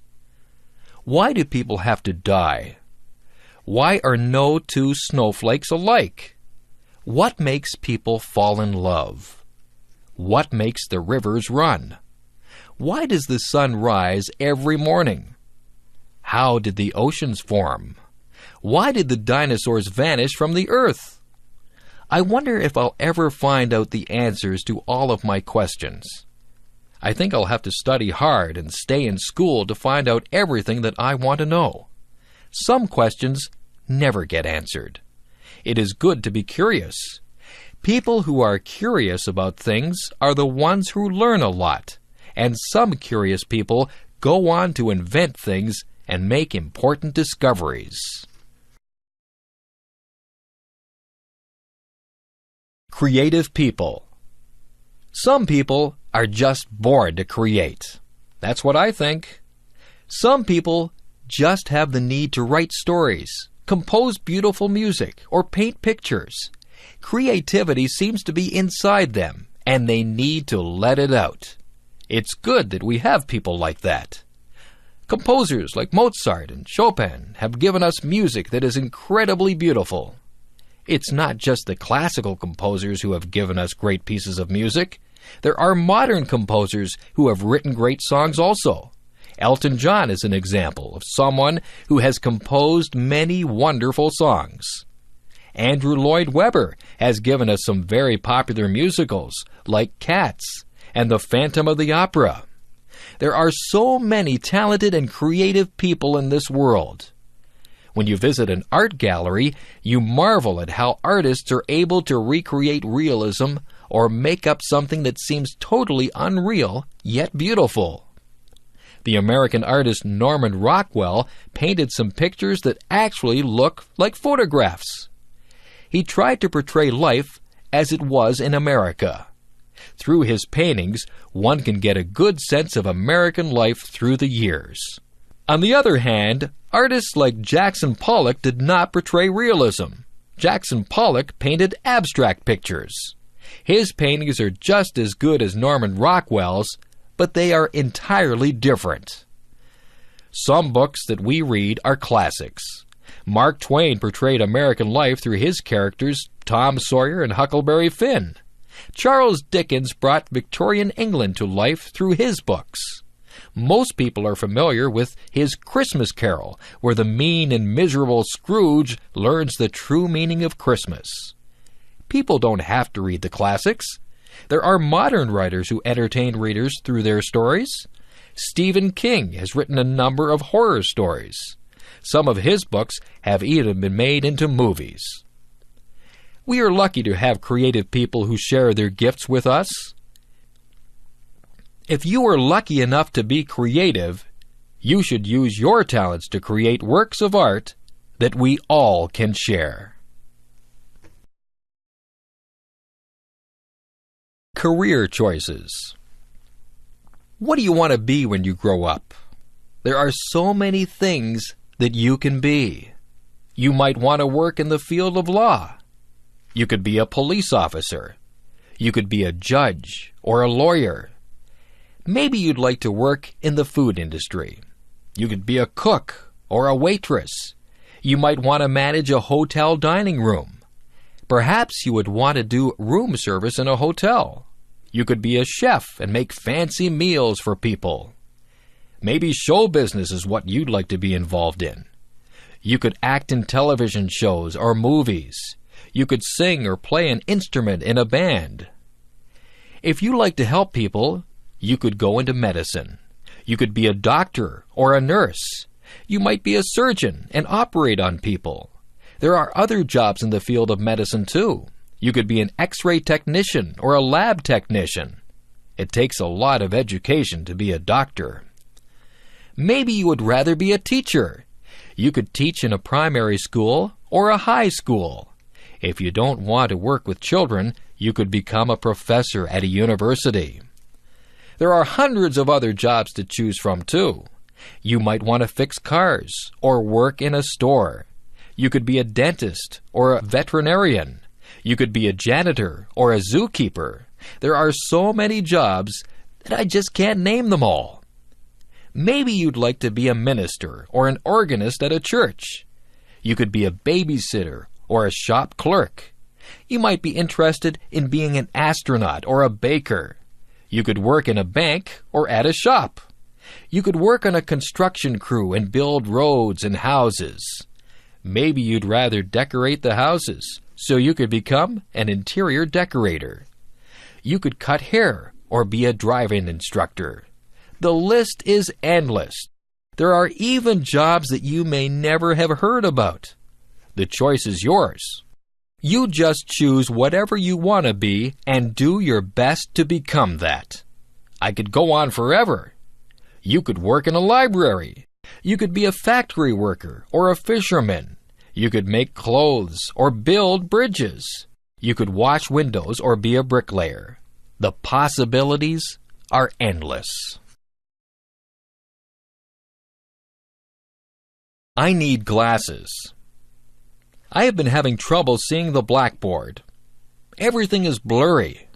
I keep getting headaches. I told my mother about it, and she made an appointment with the optometrist. I went to a place where they made me read words and letters on a chart. Some of the words were big, and some were very small. I tried to read everything, but sometimes I couldn't see some of the small letters. The optometrist would cover one of my eyes while I read the chart. Then she would cover my other eye. She even put some drops in my eyes. I asked the optometrist if I had passed or failed the test. She laughed and said it wasn't that kind of test that you passed or failed. She was just trying to find out if I needed glasses. I did need glasses. My mother and I looked around. There were many pairs of frames. I wanted something that was in style. I tried on many pairs of frames. Some of them looked good on me, and some of them looked really funny on me. I finally chose a frame that was my favorite. I gave them to a lady who did some measurements. She told me to come back on Friday to get my glasses. On Friday, I got my glasses. My friends liked them. They said I looked smart in my glasses. I wore them to school on Monday, and I was able to see the blackboard clearly. I didn't realize how much I hadn't been able to see. Now I don't get headaches anymore. I'm glad that I have my glasses. Everything is a lot clearer now. I am clumsy. My mother says that I am clumsy. My father says that I am clumsy. I know that I am clumsy. I do things all the time that are clumsy. I fall down for no reason at all. If there is a crack in the sidewalk, I will be sure to trip on it and fall down. If I carry a plate of food in the cafeteria, I almost always either drop it or bump into someone with it. I don't try to do these things. It just happens. When I drink juice, I miss my mouth and get juice all over my shirt. I always have something spilled on my clothes. Last week I opened a jar of peanut butter. The jar flew out of my hands and landed upside down on the floor. There was a big glob of peanut butter on the floor. Yesterday I knocked over the sugar bowl. There was a big sticky mess on the floor. I bump my head when I get into the car. I rip my pants on things. I lose my money out of my pockets. I step on the cat's tail. I always feel bad when I do that because the cat thinks I don't love her. I don't mean to do these things. I am just a clumsy person. My parents tell me to slow down. I am always in a hurry. Maybe that's why I'm so clumsy. Maybe it's just a stage that I am going through. If it is, I hope it is over soon. Being clumsy is no fun at all. Home alone. I remember the first time that my parents left me home alone. I was very grown up, and I thought that I would be just fine. I was fine for a while. I watched television and had something to eat. I called my friend on the phone, and we talked for a while. Then I sat down to read a book. The house was quiet, very quiet. I found myself listening very carefully. I heard a tap-tap-tapping noise. I wondered where it was coming from. It seemed to be coming from the window. I turned out the lights so that nobody would see me, and I peeked out the window carefully. I was expecting to see a robber tapping at my window. There was nobody there. It was just a tree branch swaying in the breeze and tapping at my window. I felt silly. I turned on the lights and sat back down to read my book. A few minutes later, I heard some creaking noises. I listened carefully. Then I heard a clunking noise. I think it might have been the furnace. Then there was a whirring noise. My imagination began to play tricks on me. I was imagining that there were all kinds of creatures in the house. I told myself to grow up. I wouldn't let my imagination run away with me. I was glad when my parents got home. I told them about all the noises that I had heard. My parents laughed and said that all houses make noises. We're usually just so busy that we don't hear all the noises that go on. I have stayed home alone many times now. I just ignore all the little creaks and noises that I hear. I'm still alert and listen for anything suspicious, but I know that there are lots of noises that are harmless. That tree that taps on my window still frightens me sometimes, but I'm a lot braver now than I was the first time that I stayed home alone. Family. What does the word family mean to you? The easiest way to define family is to talk about who you are related to. Usually there is a mom and a dad, and children who are brothers and sisters. This would be the core family. Then there is the extended family, which would include grandparents, aunts and uncles, cousins, nieces, and nephews, and in-laws. People married to your brothers or sisters, husband or wife. However, I think the word family has a much deeper meaning. The word family brings words to my mind like love, support, help, kindness, fun, love, trips, closeness, love, forgiving, sharing, love, understanding, respect, and love. You'll notice one word that is repeated over and over again: love. I believe if a family has real love for one another, they will be able to overcome any problems they may have. Actually, they may not have too many problems if they all love and respect one another. However, there are things that cannot be helped, like death, sickness, or accidents. It is during those hard times that a family's love helps them to go through those experiences. We had quite a few children in my family. There were brothers and sisters, which included an adopted brother and a number of foster children too. I was also very fortunate that I had both my mom and dad to live with and do things like vacations together. We had a lot of fun, and there were some times of tears too. Above all, we love one another. Family is a wonderful thing. I am so lucky. My first job. My first real job was during my last year of high school. I had taken classes in various business subjects. In that last year of high school, we could do a co-op. That meant we could work part of the time instead of going to school.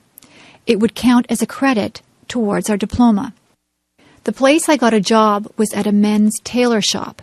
The owners were a very nice older German couple. They had 2 other men working for them too. One of the men had had brain surgery for cancer. He had a big, long scar all around the top of his head. He told me all about it. He was always happy and full of fun. I thought he was very brave. The tailor shop made suits to order. One of the salesmen would measure the man, and the customer would choose a fabric and style for he or his wife liked. The people in the back of the shop would then cut and sew the suit. The suits cost a lot of money. There were also suits already made that the customer could buy instead if they wished. They could also rent suits or tuxedos for weddings or parties. I worked at a little desk. I answered the phone, wrote letters, filed papers, and did some bookkeeping. It was about a mile walk from my school to work. I passed many clothing shops. That wasn't good because I spent a lot of my money that I earned in those shops. I worked at the tailor shop for almost a year. It was a good experience and helped me get my next job with the United States Navy. That was fun too. Video designed by English7levels.com. First trip away from home. Today I'm going to my friend's house. Her name is Valerie. This is going to be my first trip away from home without my parents. My dad is driving me to Valerie's house, and I'll be staying there for 2 weeks. Her mom will drive me back home. It takes about 1.5 hours to get there. I have to pack enough clothes for play, work, and church. I hope I'll pack the right things. Of course, I have to remember my toothbrush and hairbrush. Valerie lives on a farm. I'll be helping her dad with milking the cows, I think. We'll play up in the hayloft after we have helped put the bales into the barn. We'll be all itchy when the job is done. There are a lot of things to do on a farm. Her mum is a good cook and will feed us well. There is a nice pond where we can go swimming. I mustn't forget my bathing suit. I wonder if the farm dog comes into the pond too. That would be funny. My dad and Mum are giving me money just in case we go shopping. I hope we do go shopping because I want to buy lots of candy. I won't tell my Mum that. Oh dear, I hear Dad yelling, "Let's go!" I haven't even finished packing my things yet. I guess I better stop writing this now and get busy fast. Bye. My job. I work at a conservation park called Balls Falls. I've only worked there for 3 weeks now. I am a tour guide, and I tell people the history of all the old buildings there. Somebody told me that one of the houses I work in is haunted. Now I get chills every time I walk into that house. My boss told me that the stories aren't real, but I have an active imagination. Balls Falls is very beautiful. It has 2 different waterfalls, the upper falls and the lower falls. There used to be tons of water cascading over them, which turned a big water wheel to grind grain. However, through the years, the amount of water has really lessened. I love working at Balls Falls because I get to work outside a lot. I'm getting a tan. In July and August, I will be working with kids there at a day camp. I am getting ready now, making different crafts and thinking up fun new games to play. I can't wait to start working with them. I think that will be the best part of the summer. I will be going to work tomorrow. I usually have to work from 9 a.m. to 4:30 p.m. I also like the people I work with. They are very nice. Come to Balls Falls and I'll give you a tour. My hobby. Let's see. Today I might go fly a kite, or maybe go for a swim. It is hot outside, and I don't know what to do. My mom tells me that I should do something that I like doing on hot days. Since our house is nice and cool, I guess I'll stay inside and work on my hobby. My hobby is something that not a lot of people do. I make and collect bookmarks. To make my bookmarks, I use stickers and special art pencils to draw. I buy the stickers at a mall, usually in a card store. The art pencils are bought in an art store. To make the bookmarks, I start with a piece of paper. I measure out how big I want the bookmark to be with a ruler. I once made a bookmark so big that it couldn't even be used in a very big book. After I measure it, I draw lines so that I can cut it straight. Sometimes I use fancy scissors that cut zigzag or frills. Then I start to decorate them. I like to draw cartoons and flowers on my bookmarks. Sometimes I even put real flowers on them. A lot of the time, I write little sayings on the bookmarks. I like to give my bookmarks to friends and family. Sometimes I even sell my bookmarks to people. I like my hobby. I can draw whatever I want on the bookmarks. Maybe sometime in the future, I will be a famous bookmark maker and even have my own store. If I had $1 million. If I had $1 million, I'd travel the world. I would go to the highest mountain. I would swim the deepest sea. I would probably buy a lot of clothes because I love clothes. More than anything, though, I would want to visit Ireland. I want to see the rolling hills and the green, green grass that everyone talks about. When I think of Ireland, I think of where my family came from many years ago. I am almost all Irish, and I would love to see my family over in Ireland. If I had $1 million, I would buy a Mustang or a Pontiac Sunbird car. I would buy a nice house with a big backyard and an outdoor and indoor pool. I would love to take my family wherever they wanted to go. I would buy them wonderful presents, too. However, I know that money does not buy happiness. It does not buy you friends or family. It may bring some happiness only for the moment, but in the long run, your family is what will be there for you if you love them and are there for them. If I had to pick between $1 million and my family, I would pick my family. The $1 million is a nice dream. If that dream ever comes true and I do get a lot of money, I hope I would use it wisely. A picnic. What a great day for a picnic. We're not only having a picnic, we're having a big bike ride too. We did this last year with a lot of friends also. It was really fun. We meet quite early in the morning in a pretty little town.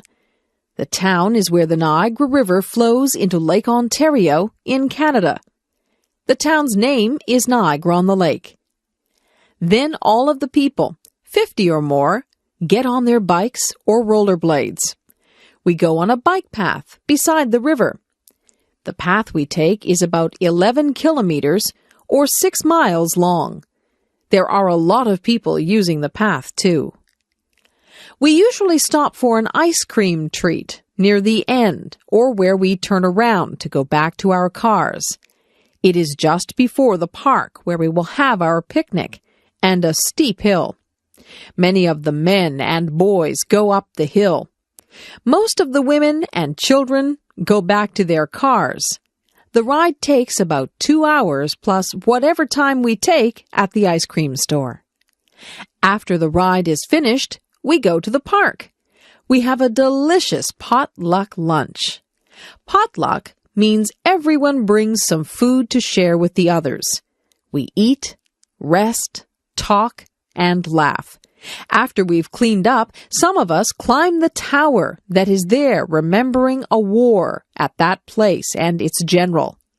It is a steep climb, over 100 steps. We usually end the day with a fun game of baseball or soccer. Finally, we pack up our stuff. Tired and dirty, we head for home with good memories swimming in our heads. Working in my yard. I live in a house that has a small yard around it. In my yard there is a lawn and a garden. There is also a sidewalk that leads to my front door and a driveway that leads to my garage. Throughout the year, I work to maintain my yard. During the summer, I cut the grass that grows in my yard using a lawnmower. I like the smell of the grass when it has just been cut, but it's better not to cut the grass too short. When the weather is dry, I also put water on the lawn and garden so that the grass and flowers can grow. During the autumn, many leaves fall from the trees in my yard. I use a rake to collect the leaves from the lawn. Then I can put the leaves into bags. I can use the leaves to make fertilizer. When I was a kid, I didn't like the job of raking leaves, but now I don't mind it. Another job during the autumn is to remove flowers from the garden before cold weather arrives. During the winter, there is no work to do in the lawn or garden because they are covered in snow. But I need to keep the snow off my sidewalk and driveway. Whenever it snows, I use a shovel to clear the snow from the sidewalk and the driveway. Sometimes it snows a lot. If I didn't shovel the snow, it would soon be impossible to get into my house. During the spring, the snow melts. I clean up my yard by sweeping away the dirt and by removing weeds from the lawn and garden. I also put flowers back into the garden. It's nice to see them again after the long, cold winter. When spring comes, the grass grows very quickly, so I need to cut the grass quite often. Working in the yard can be very satisfying work. It's so nice when the lawn and garden are looking green and healthy. Early morning. Yawn. I'm so tired. I don't like getting up in the morning.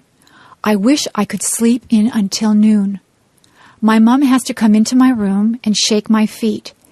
Get up, you lazy girl, she says. It's time to rise and shine. It's a beautiful day. I raise my head, mumble and turn over, putting my pillow over my head. My mom yanks my pillow from off my head and starts tickling me. Okay, I'll get up, I shriek. The sun is so bright that I squint. I think I will go outside and play. I can't wait to get up now. My mom cooks me breakfast. I have eggs, bacon, toast, and orange juice.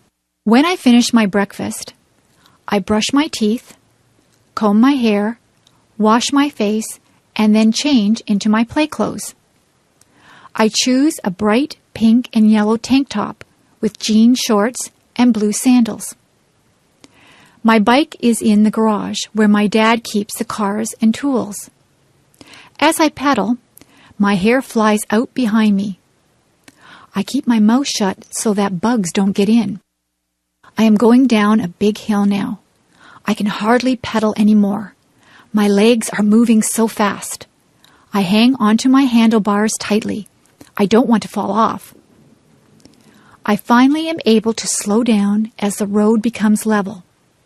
I turn a corner and decide to go back home.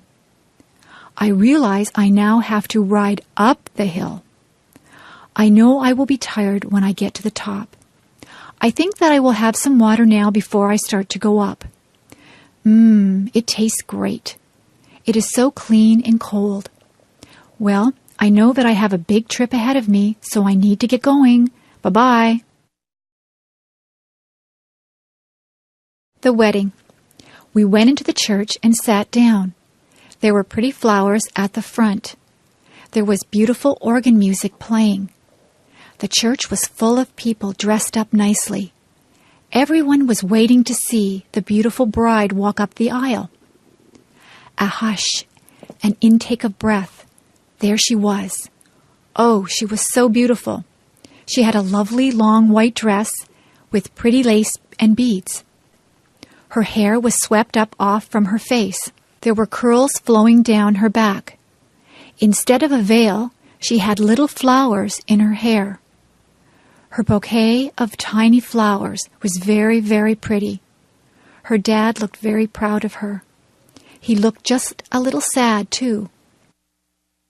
At the front of the church, the groom stood waiting. He had a beautiful, tender smile on his face.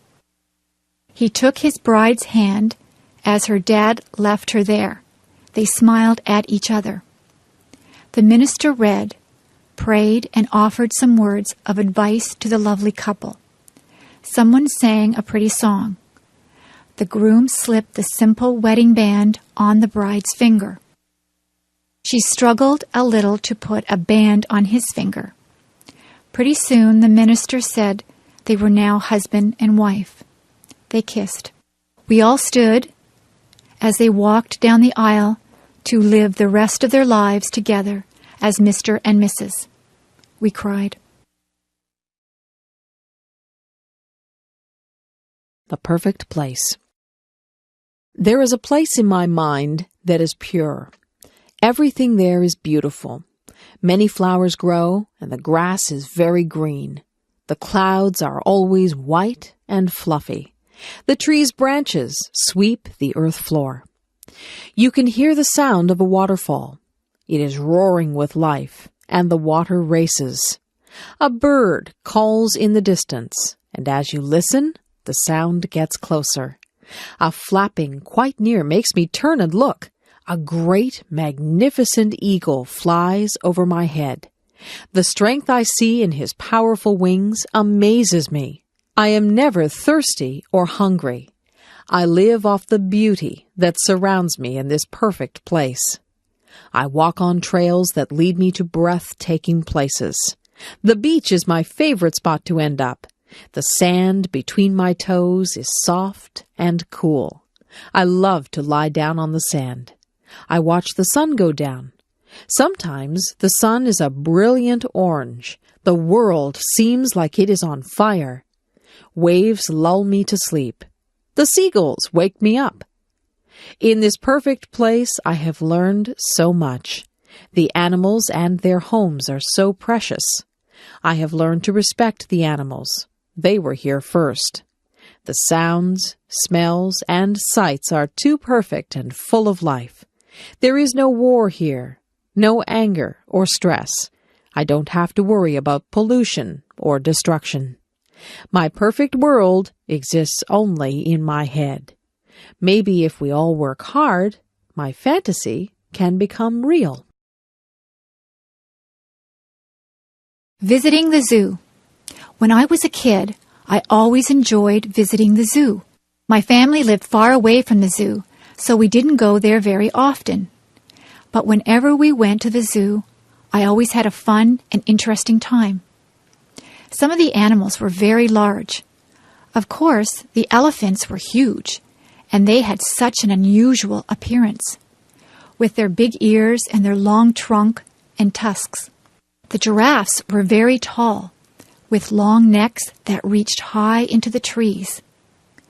Some of my favorite animals were big cats. The lions looked very powerful, with their big teeth and paws. The tigers were just as big and strong, with yellow and black stripes. But the bears were even larger than these cats. The polar bears, with their bright white fur, liked to swim through the water. The grizzly bears had brown fur and liked to roam around on land. The animals from Australia seemed very unusual. The kangaroos, with their strong legs and long tail, could jump great distances across the ground. The baby kangaroo could go inside its mother's pouch. Another Australian animal, the koala bear, crawled slowly in the trees where it ate leaves. The monkeys and apes were also very interesting. In many ways, they reminded me of people. Some of the monkeys were very small. They could use their arms, legs, and tail to swing through the trees. Some of the apes were very large. The gorilla was the largest of all. Sometimes a big gorilla would stand up and pound his fists on his chest. To see all the animals at the zoo took almost a whole day. By the end of the day, I was very tired from walking around. But I was also very happy to see all the amazing animals from places around the world. The dentist appointment. My dentist called my house the other day. He told me I needed my teeth cleaned. I set up an appointment to see him on Saturday, June the 10th. When I got to my dentist's office, I had to sit in the waiting room. There were other people ahead of me. They finally called my name. I went into his room and sat down on a big blue chair. They leaned it back. A bright light was turned on. It hurt my eyes, so I closed them. My dentist asked me to open my mouth. I did. I thought my mouth was very big, but he told me to open it even wider. Soon he began poking around to see if I had any cavities. He flossed my teeth and put fluoride around my teeth too. The fluoride tasted like bubble gum. I had to spit into a dish-like bowl. It squirted out water. My dentist kept asking me questions. I couldn't answer because there were weird tools in my mouth. When I tried answering back, he seemed to understand, though. His helper came into the room. She asked me to open my mouth again. I had to clamp down on something that felt like rubber. She put a big camera-type machine right next to my cheek. She did this on the other side of my face as well. They took 2 pictures of my teeth. It was really cool. The dentist told me my teeth were perfect. I didn't have any problems. I could go home. See you next year, he said. Daydream. Little Annie was very bored one lazy afternoon. She had nothing to do. She had already played with her brothers in the sandbox and had tea with them and her dollies, too. She had baked chocolate chip cookies with her mom and even tasted one. They were very good, she thought. Now Annie was trying to figure out what else she could do to pass the day away. Little Annie decided that she would go to her favorite spot in the world, the green, grassy field full of daisies beneath the great oak tree. She took a red and white blanket with her. She laid it down on the ground, and then she lay down on it. She lay there looking at the clouds, fluffy and white. She saw bunnies, huge gray elephants, and scary-looking crocodiles. Soon little Annie was drifting in and out of clouds and reality. The clouds started dancing with her, begging her to come and play. She got up from her blanket and joined the clouds. They flew over rooftops of all of the village people, swam with the fish in the lake, and said hello to all of the birds that they passed by. Little Annie was having so much fun.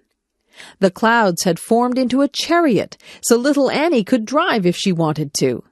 She drove over a rainbow that was bright in the sky. Then she shot through the branches of her friend's spruce tree. Annie suddenly came to a stop. Hearing someone call her name, Annie looked around. She blinked once, twice, and finally everything came into focus. Her brother was tugging at her leg, wondering why she was staring into outer space with a big grin on her face. "Oh," little Annie said, not really knowing that she had been sitting there all along. My friend in the next office. When I started my job a year ago at the university, I did not know my way around. I did not know where to find anything. I had a million questions. But Diane in the next office took me on a tour showing me the places to eat, the library, the lecture rooms, where to get a picture ID card, how to get from one building to another. When I had a question, I asked Diane how to use the telephone, where to make copies, where to print with my computer, the location of my mailbox. She teaches as I do. We both spend a lot of time helping students and answering their questions. She giggles a lot. I hear her laugh with her students. Sometimes she asks my advice about her work or about a problem, and I ask her advice. Sometimes she comes into my office and says, "I am really angry. Can I whine to you?" Then she talks about a problem, and I listen. And then she returns cheerfully to her office. Sometimes I go into her office and say, "I'm upset about something that happened. Can I come in for a minute?" Then I grumble to her, and she listens, and then I go back cheerfully to my office. Each of us feels better when we have shared our problems. Then they are no longer problems. Diane is shy in a group of people. She is quiet and does not start a conversation. Everyone around her talks, and she listens. On Friday afternoons, she makes popcorn for everyone. We all sit in the staff room and eat microwaved popcorn and drink tea and talk. We start to relax for the weekend and talk about our plans. She is a good friend.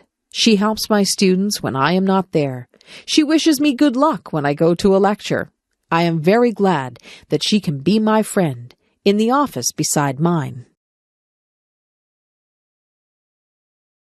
The musician. There once was a little girl named Rain Angel. She loved to sit at the piano and play. Rain Angel was a very gifted girl. She had a voice that gave people shivers, and she loved to sing. As Rain got older, she continued to love music. Rain became involved in the choirs and bands at her high school. She loved performing in front of people. She couldn't help but feel the sense of power she had when she was up on stage, and there was always loud clapping when she finished a song. Rain soon went out on her own and looked for someone that could help her become famous. Rain wanted to share her talent with the world. She felt that her special talent for music helped people feel good. Rain went out into the big world and she did very well. She was always performing her best, and someone finally noticed her. Her new agent helped her to make her first album. Rain became famous because she never quit trying. Rain loved her new way of life. She continued singing and playing her piano. She was even taught how to write her own music. Rain Angel had always dreamed of becoming a celebrity. She always remembered her friends and family when she was famous because they had always believed in her. Rain Angel strove for a faraway place, and it became her reality. She always believed that what she wanted to become was her choice. She believed that if you have the strength and determination, you can make your dreams come true. The circus. Wow! A big tent was in the middle of the town's parking lot. We were going to a 3-ring circus. I couldn't wait for it to begin. Inside and outside of the tent, toys, balloons, and food were being sold. All of the children were so very excited. Inside the tent, we found good seats so we could see everything. The band started to play loud music, and the ringmaster came out with a big tall hat on his head. In one ring, there were small animals, dogs, monkeys, and parrots doing tricks. The dogs were dressed in funny clothes, and so were the monkeys. They rode on bicycles, danced, and climbed ladders. There were wild tigers and lions in a big round wire cage. A man with a whip was inside the cage with them. He had them trained to jump through a hoop of fire and to roll over. He even kissed them. He was very brave.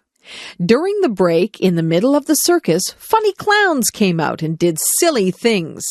They had happy faces and sad faces. Some had big red noses that honked if you squeezed them. There were rides on elephants, too. I didn't go on one because it cost too much money. The last act took up the whole tent. It was the acrobats. They hung from their teeth, their feet, and their necks high up in the air. They also swung high up in the air and flew to each other. It's kind of scary to watch because I was afraid they might fall. I had a very good time at the circus. However, my tummy felt kind of sick from all the cotton candy and junk food I ate. Going to the grocery store. Each week, I go to the grocery store to buy food for my family. I get a shopping cart from the front of the store, and I push the cart all around the store. The cart is large, but when I am finished shopping, the cart is nearly full. The grocery store is also called a supermarket. When I go shopping, I start out in the produce section of the supermarket. The produce section is where the fresh fruits and vegetables are kept. I like to buy different kinds of fruit, such as apples, oranges, and bananas. The vegetables that I often buy are carrots, peas, and corn. I also buy tomatoes when they are bright red in color. I often buy a bag of potatoes or a bag of rice. After visiting the produce section, I go to the meat section. Here I buy poultry, such as chicken and turkey. I often buy seafood, especially fish. I also buy beef, and sometimes pork or lamb. I also visit the dairy section, where I can buy milk and cheese. Sometimes I also buy ice cream or yogurt. When I have finished in the meat and dairy sections, I then move to the bakery section. This is where loaves of bread are baked and sold. There are many different kinds of bread in the bakery section. The bakery section also sells pasta, such as macaroni and spaghetti. And of course you can buy pies, cakes, and cookies in the bakery section. These foods are very sweet and tasty. I also pick up a few other things at the supermarket, such as soap, toothpaste, and cleaning supplies. But sometimes I forget to buy something that I plan to get. Maybe I should make a list of the things I need to buy. A day at the beach. When the hot summer weather arrives, many people like to cool off by visiting the beach. Often there is a cool breeze that comes off the water. And of course the water itself is cool and refreshing. One of the favorite activities at the beach is building sandcastles. Children use small shovels and pails to move the sand. They can build small forts and castles by carefully forming and shaping the sand. Building sand castles is a lot of fun, but you shouldn't build them too close to the water. A wave might come and wash your sand castle away. There are also many games that people like to play at the beach. Some people play catch with a small plastic disc called a frisbee. The frisbee glides smoothly through the air. Other people like to play beach volleyball in the soft sand. Some people prefer just to relax on the beach. They like to lie down on a blanket and feel the warm sunshine. I like to sit on the beach with an ice cream cone, but you have to eat it quickly before it melts. Of course, the main attraction of a beach is the water. Many children learn to swim at the beach and enjoy playing in the water. Some people like to swim vigorously. Other people like to relax in the water on an inflatable floating mattress. Other people just wade around in the water as a way to keep cool. When it is a windy day, some people try sports, such as surfing. Going to the beach is surely one of the best ways to spend a summer day. Video designed by English7levels.com. Making cookies. Something smells good. My friend's mom is making cookies. They are chocolate chip, my favorite. I think I'll go home and ask my mom if we can make cookies too. I run all the way home and rush through the door. I yell, "Mom, Mom!" She comes out from her bedroom, her eyes wide. "What?" she answers, a little worried. I breathlessly ask if we can please, pretty please, make cookies. She smiles and says, "I guess so." "Yes," I reply. First, Mom tells me to get out the cooking stuff. So I get out the mixer and bowl, the measuring cups and spoons, and the cookie sheets. Then she tells me to get out the recipe book. I remind her that the recipe is on the chocolate chip package. "Right," she says. Then she asks me to look at the recipe and get out the things we need, like flour, sugar, and butter. We set the oven temperature to 350 degrees Fahrenheit. Then we mix all the flour and other ingredients together. Last, we added the chocolate chips. We drop the batter by big teaspoons full onto the cookie sheets. We set the timer for 12 minutes and just sit back and enjoy the good smell. The buzzer rings. We take the cookies out. Oh, do they look good. We don't even wait for them to cool down.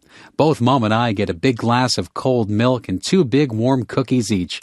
Yum, yum. Want to join us? Stars in the Midnight Sky. Twinkle, twinkle, little star, how I wonder what you are. Up above the world so high, like a diamond in the sky. Twinkle, twinkle, little star. This is a little poem song I always say when I'm outside and I see the stars. When I see the first star of the night, I always say this one. Star light, star bright, first star I see tonight. I wish I may, I wish I might, have the wish I wish tonight. Do you have a special thing to say about the stars? Stars are beautiful bright spots in the sky. Stars are usually seen at night when it is dark. We can't see them in the daytime because the sun is so bright, the brightest star of all. I like staying up late just to look at the stars. One time I was outside at midnight, and the stars seemed to sparkle and dance. They really did look like diamonds dancing in the sky. If you watch the stars long enough, you may see a falling star or a shooting star. I have seen both. A falling star is where the star just seems to drop, and it leaves a trail of what appears like stardust. A shooting star is very beautiful. It shoots across the sky, leaving a long trail of colorful stardust. Shooting stars seem to brighten up the whole sky. They usually seem quite close to Earth. Have you ever watched the stars and got the urge to reach out and touch them, or even join them in their secret dance? I wonder what it'd be like to see a star up close. Would it look like the moon? Maybe one day when I am older, I will go up in a rocket ship and visit the dancing stars in the midnight sky. Music. A song comes on the radio. My lips start to move, singing along. My fingers start to snap. My feet begin to tap. The music sinks deep into my soul. I listen to the music as it fills my brain, and I remember when I used to sing. I sang in front of huge crowds. I loved it when they watched me and clapped for me when I was finished. Letting out my feelings when I was sad, mad, happy, or glad was when I would sing. I sang in the shower. I sang in the rain. I sang in church. I sang walking down the street. Music has always been a big part of my life. It seems like I was a baby when I started playing the piano. I would sit on my sister's lap while she played the piano, and I would bang on the keys. I remember sitting beside her and learning how to sing. I sang my little lungs out. As I grew, I listened to other singers on tapes, the radio, and CDs. I took those things that I had heard from different singers and made myself sound like them. Soon I could take what I had heard all my life and make it into my own sound. I have always liked singing jazz and blues. I don't listen to jazz and blues a lot, however. I listen to pop, rock, classical, and some country. As you can see, I like many types of music. I have seen musicals too, like Phantom of the Opera and Les Miserables. Those musicals were amazing. They were such bright costumes and stage sets, not to mention the wonderful songs and singing. Music has been on this earth since the beginning of time, and it touches everyone in a different way. I know it has not only touched mine, but is a big part of my very being. First date. Ring, ring. The phone is ringing. My mother answers it. Hello, she says. It is for me. When I pick up the phone, I hear a boy's voice. It is a boy I go to school with. This boy is very nice, and he is cute too. He asks me if I want to go out for dinner with him tonight. I say yes. He's going to pick me up at 5:30 p.m. in the evening. He has a nice red car. Before he picks me up, I have to find an outfit to wear. I am nervous and don't know what to wear. So my sister picks out an outfit for me. I feel excited and have the sensation of butterflies in my stomach. The inside of my hands are damp too. I put on my outfit and do my hair. My sister gives me some nice clips to put in my hair. Ding dong! The doorbell buzzes. My date is here. I hurry to the door so I can greet him. He tells me that I look nice and that we are going to a place called MT Belly's. When we arrive at MT Belly's, there is loud music playing. A smiling waitress comes who serves us our food. I order a large Caesar salad. My date orders steak. When it arrives, the food looks and is delicious. The waitress asks us if we want dessert after we've finished. But we are too full. So we ask for our bill to pay. My date pays for the meal. I brought money just in case we would share the cost. When we leave the restaurant, we go for a walk by the river. It is a beautiful night. I am enjoying my first date. I am laughing and having fun. It is time for us to go home. So my date takes me home. I smile and thank him for the great time. I hope he'll ask me out again. University. It's time to sign up for school. This year, Natalie is going to Brock University. She has never been to university before. She is a little bit scared. She hopes she meets nice new friends. Natalie stood in line to get her picture taken. The picture was put on a card. The card was her picture ID, identification. She would use this card if she needed to buy books from the school bookstore, if she wanted to get a book from the library, or if she wanted to use the pool. After all of the signing up and money was paid, Natalie went out to lunch with her mother.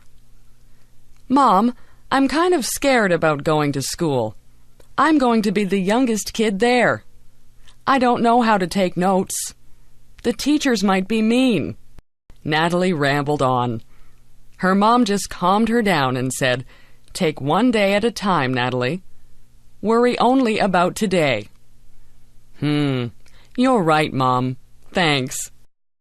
Natalie was very scared on the first day of school. She made sure she had all of the books she needed and lots of pens, pencils, and erasers. She walked into the front of the building and went on her way to try and find her classroom. Natalie got through her classes and met a lot of new people, nice people. Her classes seemed to go by really fast, and the day went by even faster.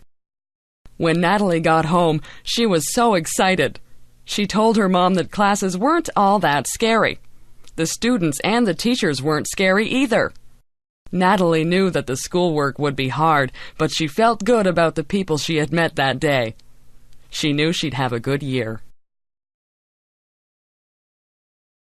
School dance. It is the first school dance that I have ever been to. All of the boys are standing on one side of the gymnasium, and all of the girls are on the other side. There is loud music playing, and I can hardly hear my friends talking. The music is going fast, and some people are starting to move to the beat of the song. Soon all the girls are dancing, but the boys are still standing against the wall. Then the song ends, and slow music comes on. I don't know what to do, so I just go and stand against the wall. Then one of the boys in my class comes over and asks me if I would like to dance to the slow song. I really feel awkward and nervous, but say yes. We go out into the middle of the gym, and he puts his hands on my waist, and I put my hands on his shoulders. We start to move to the music, and we step on each other's feet.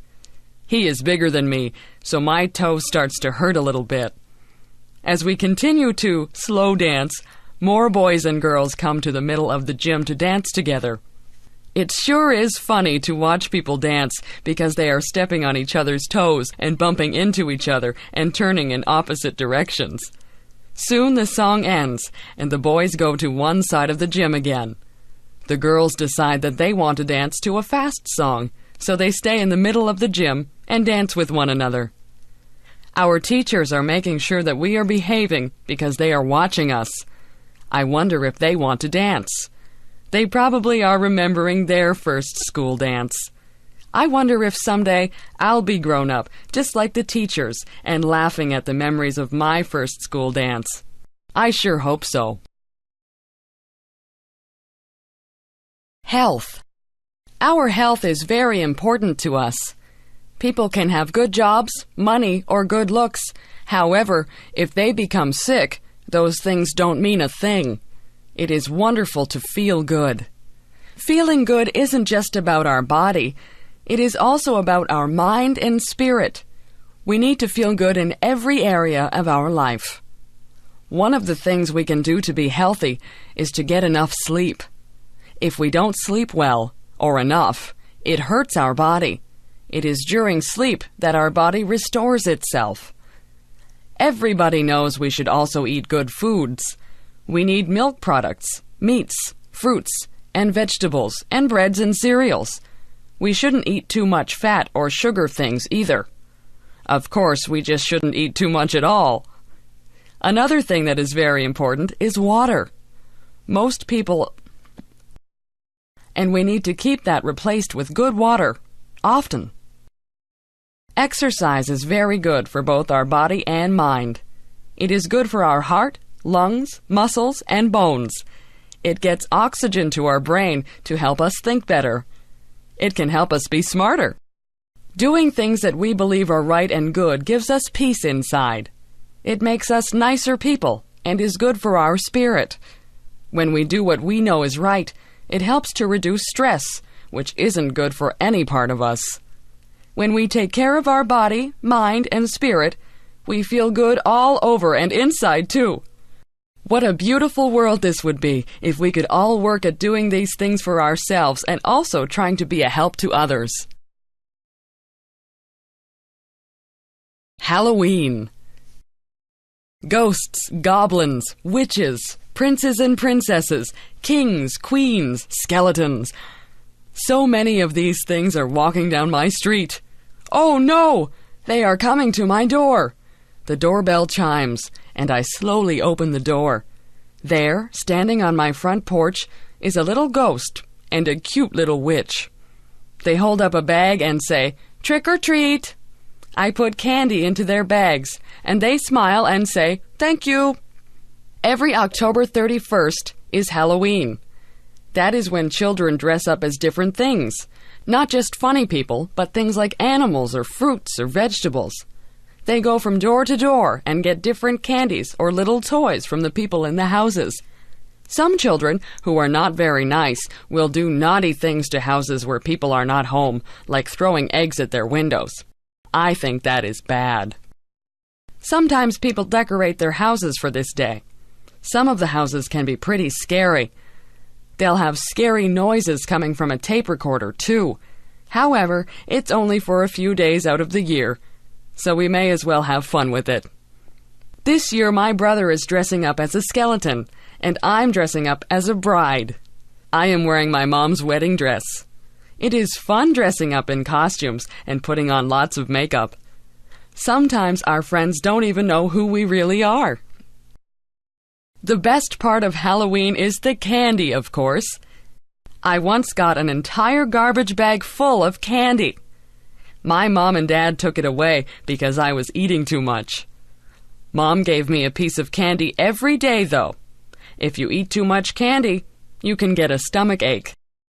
You need to remember to brush your teeth often, too, so you don't get cavities. Still, that candy sure does taste good. Well, it's time to go trick-or-treating, so off I go, door to door, getting yummy candy and hearing people say, "Oh, aren't you pretty?" New Year's. 10, 9, 8, 7, 6, 5, 4, 3, 2, 1. Happy New Year! What is New Year's? Well, to me, a new year is when the date of the year changes. This year it is 2001, and on December 31st at midnight, it will change to 2002. I wonder who invented the changing of the years, and how it was made the way it is. It must have been someone a long time ago, since it's already 2001. When New Year's comes closer, a lot of people talk about New Year's resolutions. I don't bother making resolutions, because I never do them anyway. And the ones I do make are usually ones that will happen anyway. I guess it's just common sense. The biggest reason why I like New Year's is because of the fireworks that we have here in Canada and many other countries too. You should see some of the fireworks that go off. There are many different colors. There's pink, blue, purple, yellow, green, red, even white, silver, and gold. Fireworks make loud bangs, squeals, siren sounds, and sometimes all at once. There are lots of different sounds, but I can't even explain what they are all like. Fireworks are best when it's very dark outside. They light up the whole sky. Sometimes they look as though they are going to fall on you. I like New Year's because it's fun in other ways, but the fireworks are the best. You can buy fireworks to use for your own fireworks show. However, you have to be careful that no one gets burned or hurt. Usually there are parties at New Year's. Some people really dress up fancy and even wear masks. They don't know who one another is until midnight when they take their masks off. As midnight comes very close, everybody begins to count down, and then everyone yells out, "Happy New Year's!" and bangs pots and pans or rings bells or honk horns. Join me in the countdown on New Year's Eve. 10, 9, 8, 7, 6, 5, 4, 3, 2, 1. Happy New Year! More music. I like music. I have always liked music. Even when I was very young, I liked music. I liked to listen to it and to make it. When I was a little girl, listening to nice music would sometimes make me cry. That may seem silly, but the music was so pretty that I cried. As I grew older, I started to take piano lessons. I was not very good at first, but after a while, I got better. Also, as I grew older, I started to take violin lessons. I did not sound very good at all at first, but I improved. When I was a teenager in high school, I made sure I had music classes every year. Those were the classes I enjoyed most of all. Everyone loved music, and we had a lot of fun. I started to take private singing lessons while I was in high school, too. I also sang in the choir, played in a band, and acted in plays in high school. The plays were all musicals, so I got to sing and dance and enjoy music that way also. It was so much fun pretending to be other people. When I finished high school, I went to university to learn how to be a music teacher. That was a lot of fun because every day I was with other people who loved music as much as I do. Mostly, I played the piano. But I also learned how to play the drums, a saxophone, a trombone, a French horn, a clarinet, a flute, which I really was not very good at, and a viola. I took more singing lessons, too. We did not have plays to sing and act in, but I sang in the university choir. Some years, I played the piano for other students who were learning other instruments.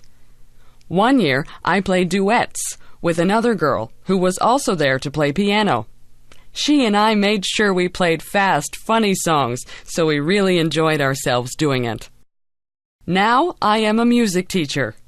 I do not have a lot of students, not as many as I used to have anyway. I still find it very rewarding. I like to see people who start off not knowing very much, if anything, and go on to be very good at creating music. I still love listening to music also. Music makes me happy when I am sad. It makes me want to dance or sing when I'm already happy. Mostly, music just makes me glad that I am me and that music is alive in me. Babies. My baby is asleep in my arms. Her soft cheek rests against my chest, while her sweet breath puffs gently on my skin. Her tiny lips are puckered a bit, her little eyelids flutter. I wonder what she dreams about as she sleeps. Does she dream? I have heard her whimper in her sleep.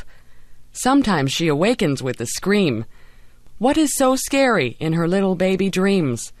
Once I heard her giggle as she slept. Her dreams must have been sweet that day. I have had 3 babies. The one I am holding now is my last one. My other babies are grown up more and now at school. I love their childish play and laughter. I miss their baby dimples and their baby sounds and smells. There is such joy in the birth of a new baby. We hear their first little cry, telling us all is well with their small world. We feel their newborn skin, wrinkled, soft, and slightly damp. We feel each little limb and are filled with wonder and humility. Life is good as baby takes its first food from its mother. Family gathers around, each waiting to hold and love this newest member. Each time the baby cries, its mom worries, and their bond becomes stronger. Babies have their own special smell. Some have described it as milk and innocence. It is the sweetest smell on earth, I think. It cannot be copied. Somehow, it disappears as baby grows. I love to hear my baby talk. Once in a while, I can even understand a little bit. She is so serious in her baby talk that I just have to pick her up and hug her. I love to hear her say, "Mommy." When my baby is tickled, or when the dog or her big brothers do something funny, it is so sweet to hear her baby laugh. It's such a cute little giggle. Sometimes she laughs so hard, her face turns red, tears come to her eyes, and she falls down weak with the laughter. Those who watch her can't help but laugh too. I hope she always laughs so easily. The parents watch with pride and joy as baby grows and has many firsts. There is the first time baby sleeps through the night, rolls over, smiles, laughs, hugs and kisses. Then there is the first tooth, crawling, first step, and first word. With each new first, the baby becomes less a baby. These steps are a little sad to parents, too, because they know they're losing their baby. However, to a mother, even an adult child is still her baby. My baby is not perfect. Sometimes she gets mad or whines for no reason. But to me, she is still beautiful. Her smiles more than make up for her tears. Her hugs wipe away when she's been bad. I intend to cherish each moment with my baby while I can. Bedtime. I am almost 9 years old and my bedtime is 8:30 p.m. I think that is so unfair. I think I am old enough to stay up until at least 9 p.m. My parents say that I have to go to bed early because I have school the next day. I can't wait until I am grown up and can stay awake as long as I want. Even though I think I should be able to go to bed later, I do like our nighttime routine. At about 8:15 p.m., my mom sends us upstairs to put on our pajamas. When we come back downstairs, we read together. Sometimes Mom will read to us, and sometimes we will read to her. If Dad is not working, he will sometimes read too. Mostly it is Mom we read with, though. When we read, Mom helps us with words we cannot read. We have to try and sound the word out, but if we are really stuck, she will help us. If we come to a place in our reading where we do not understand the meaning of what was written, we stop reading and look at Mom. She will tell us what it means or help us figure it out on our own. After we are finished reading, we say goodnight to everyone in the house. First, we say goodnight to Mom and give her a hug and a kiss. Then we do the same for Dad, then our little sister, and then our dog. Afterwards, we go upstairs and brush our teeth. I have to do special stretching exercises for the muscles in my chest and legs, or I get pains when I run and play.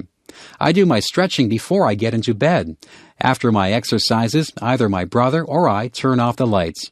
We share a bedroom, so we take turns turning the light off. Before we get into bed, we say our prayers. After we get into our beds, my brother and I talk to each other for a long time. We tell each other about our day or about what we hope will happen in the future, about our friends and all sorts of other important things. After a while, we get so tired we just fall asleep in the middle of talking. Even though we go to bed at 8:30 p.m., we talk so long we don't go to sleep until about 10 o'clock p.m. I still do not know why I have to go to bed so early when I'm not even tired. Video designed by English7levels.com. Why do I like mathematics?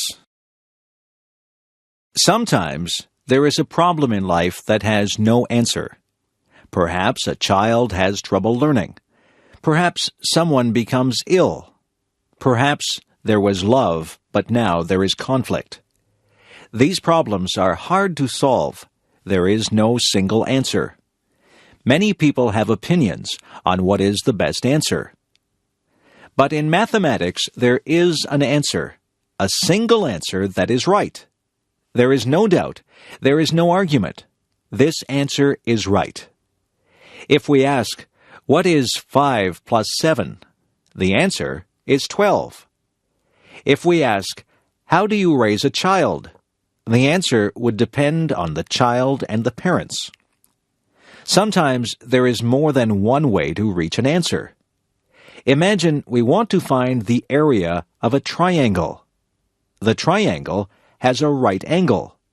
The two sides surrounding the right angle are 20 millimeters and 30 millimeters. The formula for the area of a triangle is 1/2 of base height. We could consider the 20 millimeter side as the base and 30 millimeters as the height. We could consider the 30 millimeter side as the base and the 20 millimeter side as the height. Both ways would produce the same answer. The area is 300 square millimeters. Alternatively, we could consider the base as the third side of the triangle, and then we would have to draw a height and measure it. The height would be neither 20 nor 30. But still, we would end up with the same answer.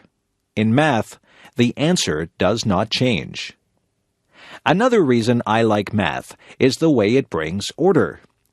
There can be a whole set of numbers or a whole set of measurements that mean nothing until mathematics organizes them into a pattern. An average number can be found. Graphs can be drawn. The spread of the numbers and probabilities of a certain number happening can be calculated. This is like having a whole lot of dirty dishes after supper. Applying math is like washing and sorting the dishes and putting them back into the cupboard. Math is a powerful tool. Math should be our friend, and we will find more ways to use it to better our lives. My sister's visit to Canada. My sister had never been to Canada, but came for a visit last April. I picked her up at the airport in Toronto and drove her through the traffic and multi-lane highways, past the grapevines and peach trees to Niagara Falls, where I live. She was very tired from the flight and soon slept. The first day, we walked to see the falls. The spray from the falls drifts high into the air and across the people standing to watch. There are people from all over the world watching the water and using their cameras. Because it was April, there was still ice beside the water, huge chunks of ice that looked like white rocks. In the river, there were floating pieces of ice moving downstream. The next day, we went to the town where the Niagara River joins Lake Ontario. The weather was warm. We walked a long way, and our feet were hot, so we went down to the edge of the water to put our feet in. One toe in was enough. The water was so cold it made our feet ache.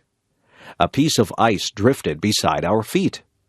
I put one foot in for a second, then out, as the pain of the cold went right through me. My sister could not understand how it could be so warm, but there was still ice.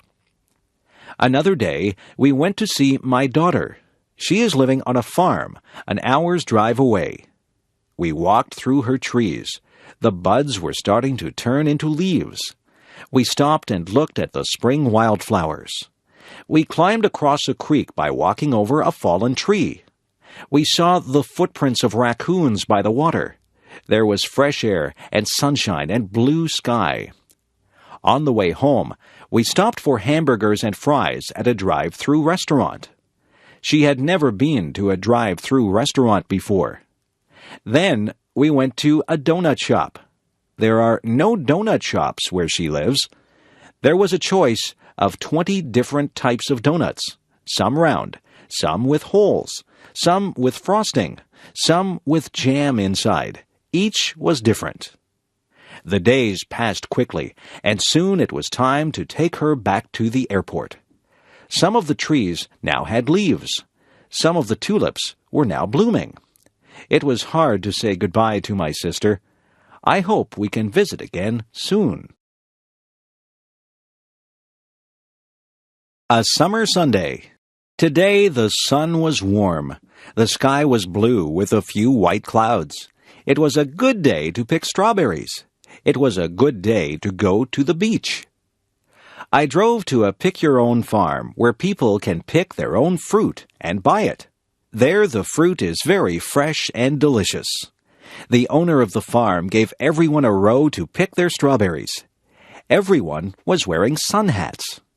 I knelt down on the straw between the rows and picked the big, juicy red berries. I tasted one. It was warm from the sun. When I bit into it, the juice was sweet and strong. When 3 big pails were full, I went to pay for them and picked up some recipes for some strawberry desserts. I packed 2 of the pails in a cooler with some ice, and the other one we would eat at the beach. I met my daughter at the beach. She had a soft pink blanket on the sand. This beach is beside a lake, and across the lake, about 50 kilometers away, the large city can sometimes be seen. Today, the wind blew cooler air across the lake over the people on the beach. There were children playing in the water. One man helped his son dig holes in the sand, and the water ran into the holes. One lady held her children's hands and walked down into the water. Families climbed over the rocks and sat on the last rock where the water was deep. Teenagers rode bicycles and rollerblades along the path beside the beach. Adults walked and ran along this path, carrying water bottles around their waists. We sat on the blanket and ate sandwiches of meat and lettuce and strawberries from the pail. We talked and read books and lay in the sun, relaxing. We wore sunscreen, but our skin was getting hot. How cold was the water? We walked across the sand that almost burned our feet to the edge of the water. She went right in and lay down floating. I put my toes in and felt the chill through my body. I went up to my knees, then my thighs, but that was far enough. My whole body was cooled down. I headed back to the blanket to lay in the sun again. Soon it was time to go home. She was coming to my house for supper. We drove down the highway with the windows open and our hair blowing in the warm breeze. We cut the strawberries up and made a strawberry dessert with cake and ice cream. We sat outside in the backyard under the maple trees with the birds singing around us and ate our supper. It was a perfect ending to a relaxing summer day. My parents. My parents live in England, and I live in Canada. I don't see them often. They used to come and visit on a plane, and we would pick them up at Toronto Airport. But now they are older and say the flight is too long for them. I went to visit them last year with my son, their grandson. They live by the ocean, and we could hear the sound of the waves through the bedroom window and see the blue water of the English Channel. There is an island with a castle on top in the bay. We walked many times on the beach and picked up pebbles and feathers. We visited the island and walked up the steep hill to the castle. My mother likes to cook. She makes delicious cakes and pies. We went for a hike and picked wild blackberries. She made them into a pie that smelled so good coming out of the oven and tasted so good on our plates. She has many cookbooks with recipes from all over the world and likes to try new things. She can make pastry very easily and rolls it with a rolling pin quickly.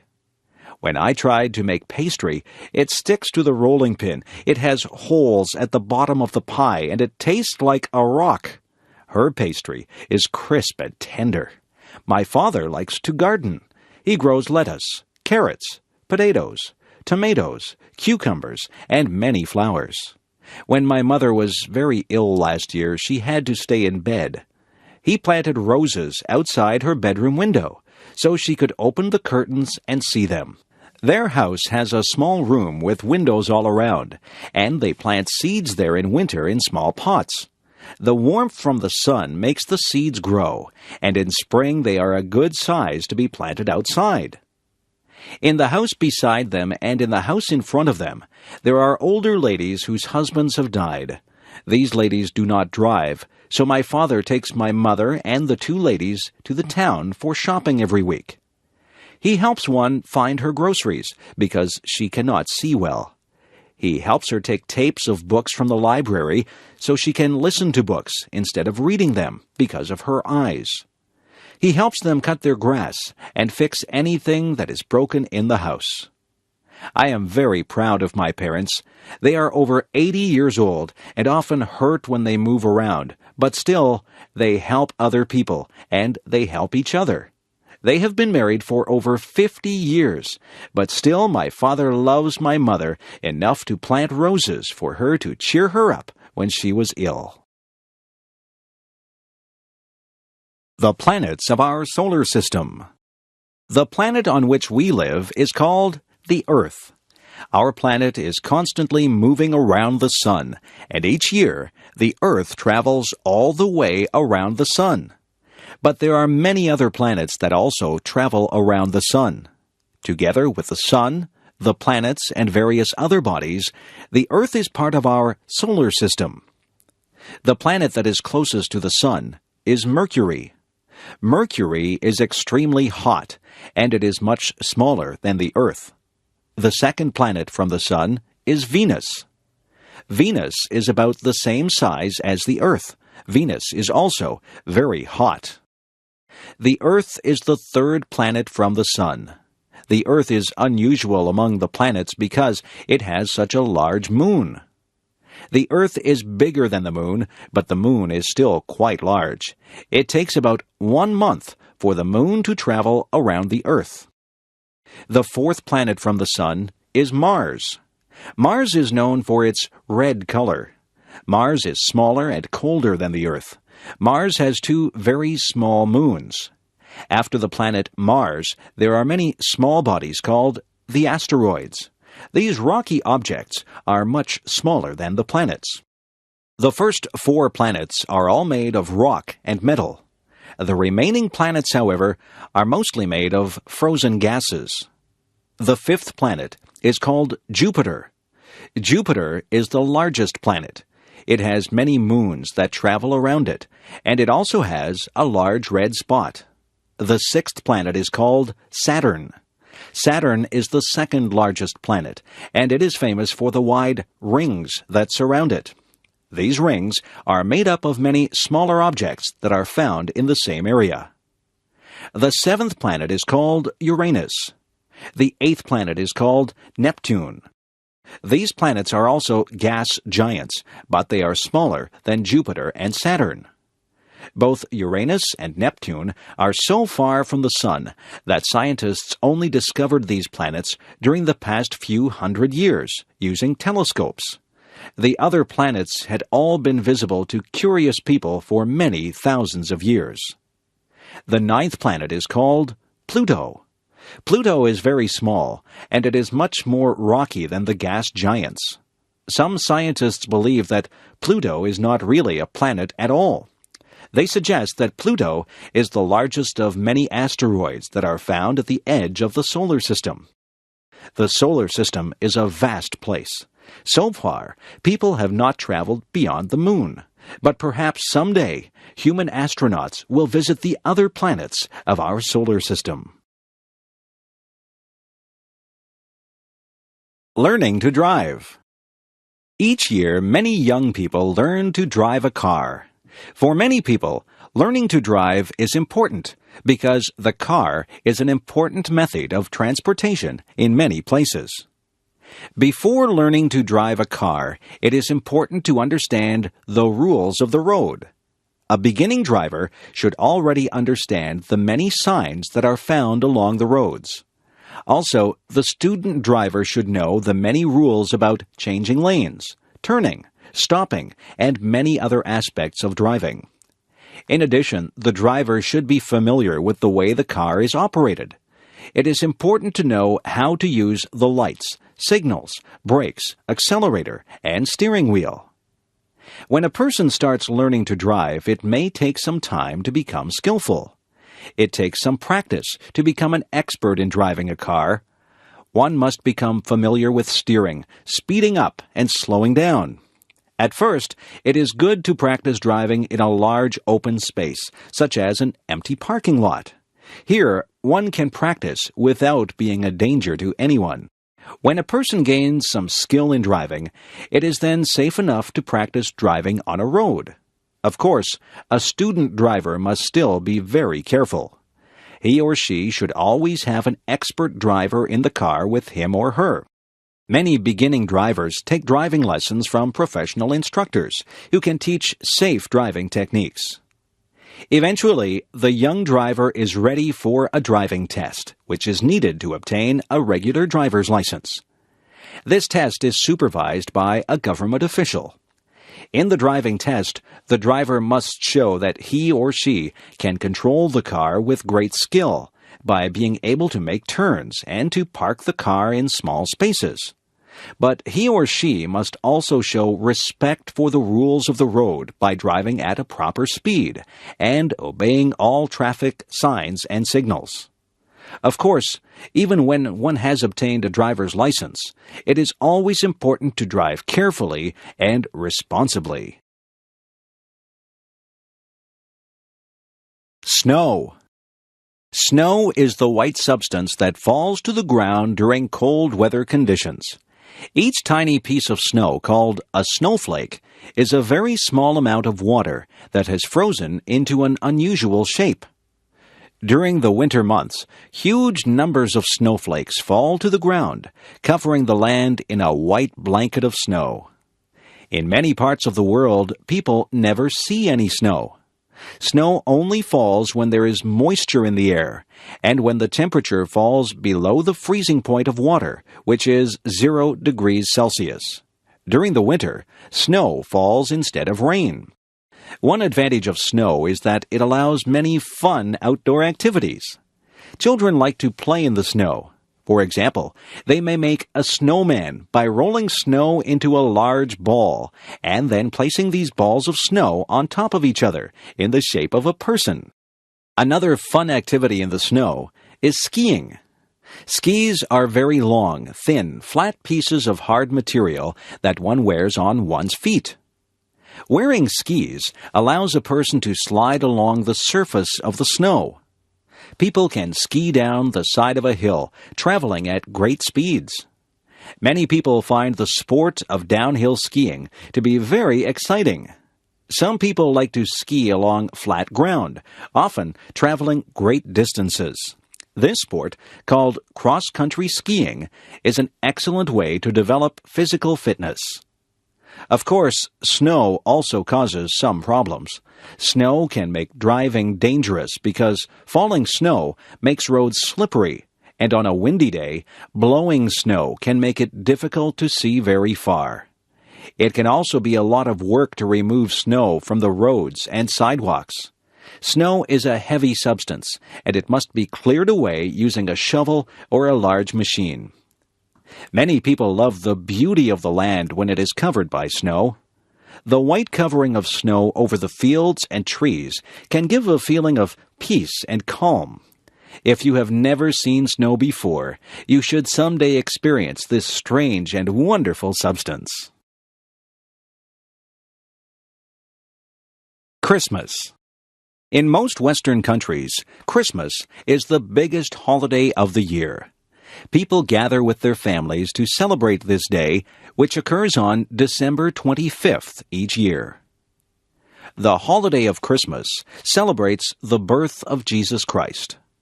In the Christian religion, Jesus Christ is recognized as the Son of God.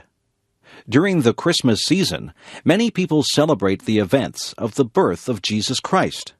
For example, they recall the 3 wise men who visited Jesus Christ shortly after his birth. Also, they recall that Jesus Christ was born in a manger, a place where horses are kept, because his parents could not find a place to stay. In Western countries, Christmas is also celebrated by many people who are not religious. People view Christmas as a time for being together with one's relatives. Children, parents, and grandparents gather to exchange presents and to eat special foods. The tradition of giving gifts at Christmas is unusual in one way. When children go to bed on the evening before Christmas, they hang large socks called stockings in their house. When they wake up on Christmas morning, the stockings have been filled with toys and candy. According to tradition, the presents have been given by a fat man who wears a white beard and a red suit. This man, called Santa Claus, flies around the world in a sled that is pulled by reindeer. He stops at each house and flies down the chimney to deliver his presents. In the weeks before Christmas, children are usually very well behaved. Their parents tell them that Santa Claus will only give presents to children who are good. Another Christmas tradition is the Christmas tree. People put a small tree inside their house and decorate it with various pretty objects. Nowadays, most people use an artificial tree instead of a real tree. The tradition of the Christmas tree is actually older than Christmas itself. The people of Europe celebrated the beginning of the winter season in this way even before Christianity reached Europe. Christmas is certainly one of the most important and most enjoyed holidays in Western countries. Thanksgiving. An important holiday in North America is held during the fall or autumn season of the year. This holiday is called Thanksgiving. At this time of year, people join with their relatives to reflect upon their good fortune. Thanksgiving is a holiday that has a long history in North America. It was first celebrated when English settlers arrived in the eastern part of what is now the United States during the 17th century. When they survived the first hard year, they celebrated and gave thanks to God. They invited some of the native people to their Thanksgiving celebration because the native people had helped them to survive during the hard winter. The tradition of celebrating Thanksgiving continued and spread throughout North America. Each fall, during the time of the autumn harvest, people celebrated Thanksgiving. They gave thanks for the food of the harvest and for all the good things in their lives. Today, the tradition of Thanksgiving celebration continues. Families gather to eat a large bird called a turkey. They also eat pumpkin pie. This is a sweet dessert that is made from a large orange vegetable that grows on the ground. In the United States, Thanksgiving is celebrated on the fourth Thursday of November. But the following day, Friday, is also a holiday, and then comes the weekend. In Canada, Thanksgiving is celebrated on the second Monday of October. The reason for the earlier celebration in Canada is that the weather is colder than in the United States. This means that the harvest happens earlier in Canada, so Thanksgiving is held at an earlier date.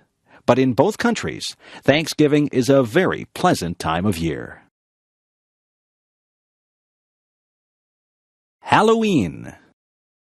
The holiday called Halloween is celebrated on October 31st of each year. Halloween is not an official holiday. Everyone goes to work or to school on Halloween, just as on any other day.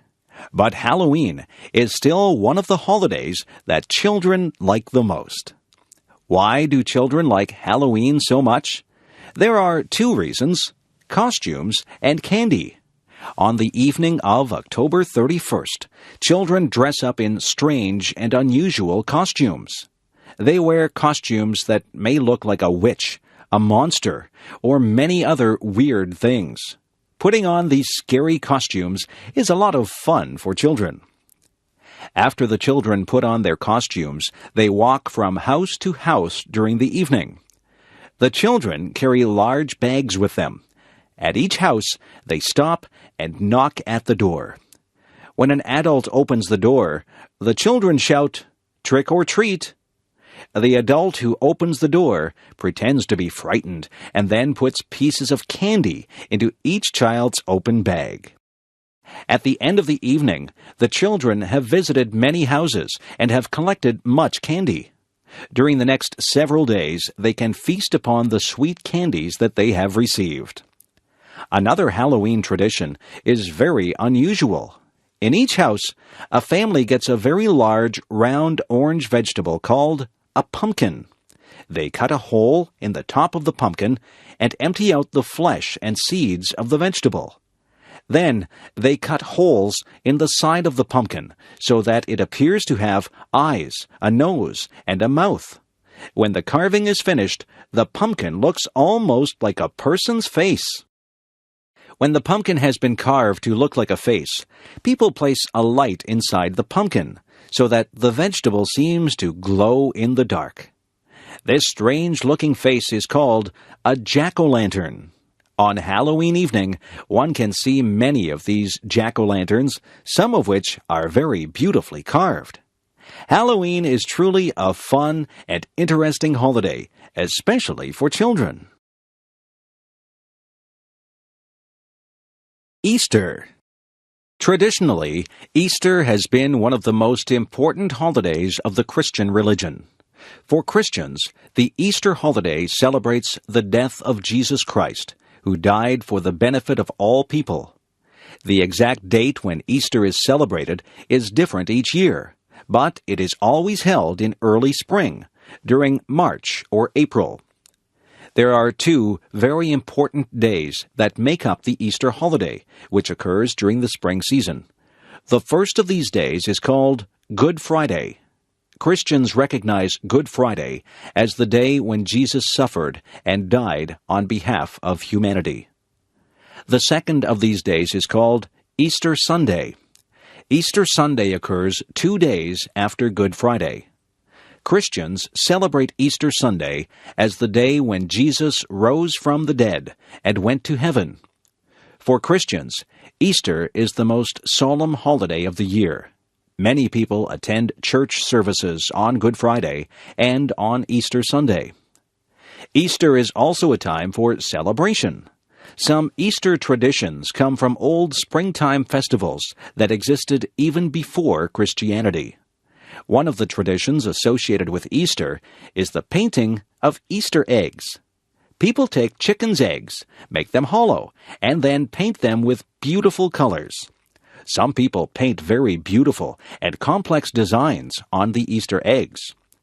Another Easter tradition is the Easter Bunny. According to tradition, the Easter Bunny is a magical rabbit that visits the homes of children on the night before Easter Sunday. The Easter Bunny hides chocolate candies shaped like eggs throughout the child's house. On the morning of Easter Sunday, the children must search throughout the house to find these many hidden treats. The Easter holiday is an important time, both as a religious holiday and as a celebration of springtime. My friends. 2 of my best friends are named John and Jane. John and Jane are related to each other. In fact, they are brother and sister. Not only are they brother and sister, but they are also twins. Their mother gave birth to them only a few minutes apart. I first met John and Jane when we were only 5 years old. We went to kindergarten classes at the same school. Because the house where John and Jane lived was close to my family's house, I often walked to school with John and Jane. When we weren't at school, John and Jane and I often played together. Sometimes we would play sports and games. Sometimes we would play in the forest looking for birds and animals. On rainy days, we would stay inside and play with toys and dolls. On warm summer days, we would go swimming in the lake that was near the place where we lived. I often visited John and Jane at their house. On many occasions, I had lunch at their place. John and Jane's parents were very nice to me. Of course, John and Jane often visited my house, too. My parents enjoyed it when John and Jane came over for lunch. When I became older, I remained friends with John and Jane. Sometimes we would study or do our school homework together. Sometimes we worked at the same part-time jobs to make extra money. We often helped each other in various ways. Sometimes I did a favor to help John or Jane, and sometimes they did favors to help me. Eventually, when we grew up, I moved to a different town. Both John and Jane also moved to different places. But I am still good friends with John and Jane. 2 years ago, I went to Jane's wedding, and last year, I went to John's wedding. I think I will probably always be friends with John and Jane. Having friends is very nice. I am very lucky to have had good friends such as John and Jane. Hobbies. Hobbies are activities that people do in their spare time for the sake of enjoyment. A hobby usually involves work of some kind, but the work is fun for the person who does it. Some people enjoy their hobbies very much and like to spend much time on those hobbies. There are many different hobbies that people enjoy. One of the most popular hobbies is gardening. Many people enjoy growing beautiful flowers or tasty vegetables in a garden near their house or apartment. People who have a garden enjoy seeing the results of their work when flowers show their bright, beautiful colors. But gardeners also enjoy the tasks of gardening itself. They like to work in the soil, planting and watering their flowers. Another popular hobby is photography. Some people enjoy taking pictures of the people and places around them. People who enjoy photography may sometimes buy expensive cameras that allow interesting photographs to be taken. But even people who have only a basic camera can still take beautiful pictures. For many people, car repair is a favorite hobby. Some people enjoy looking at the engine and other parts of their cars. Those people make repairs or improvements to their cars. Of course, this is a useful hobby, but many people enjoy fixing up a car simply because they enjoy working with cars. Some people collect objects as a hobby. For example, some people collect postage stamps, and some people collect coins. It can be very satisfying to find the missing parts of one's collection, especially when the stamps or coins are very rare. Of course, these are just a few of the many hobbies that people enjoy. Do you have any hobbies that you enjoy? Life in outer space? People have often wondered about whether or not there is life beyond the planet Earth. For years, the idea of intelligent life on other planets has been very popular. Many books and movies tell stories of what those forms of life might be like. Many scientists believe that very simple forms of life are likely to exist on many other planets. Under the right conditions, simple life forms might arise. Those conditions, which include moisture and warmth, might occur in many parts of the universe. Fewer scientists believe that very intelligent forms of life are likely to exist on many other planets. For intelligent life to evolve, a very long period of time is needed. During that time, the conditions on a planet must not be too harsh. Otherwise, the evolving life forms will die. The amount of water, heat, and various chemicals must be just right. If not, then complex life might never evolve. The conditions needed for intelligent life to evolve are very unlikely to occur on any one planet. However, some scientists believe that intelligent life might be common in the universe. Because there are so many stars and planets in the universe, there might be a few places that have intelligent life. However, those places are probably very, very far away. Other scientists disagree. They think that the conditions needed for intelligent life are extremely rare. Because of this, our planet might be the only place that has intelligent life. So far, it is impossible to know whether or not there are intelligent beings on other planets. But even if those beings do exist, it seems very unlikely that we will ever meet them. Video designed by English7levels.com.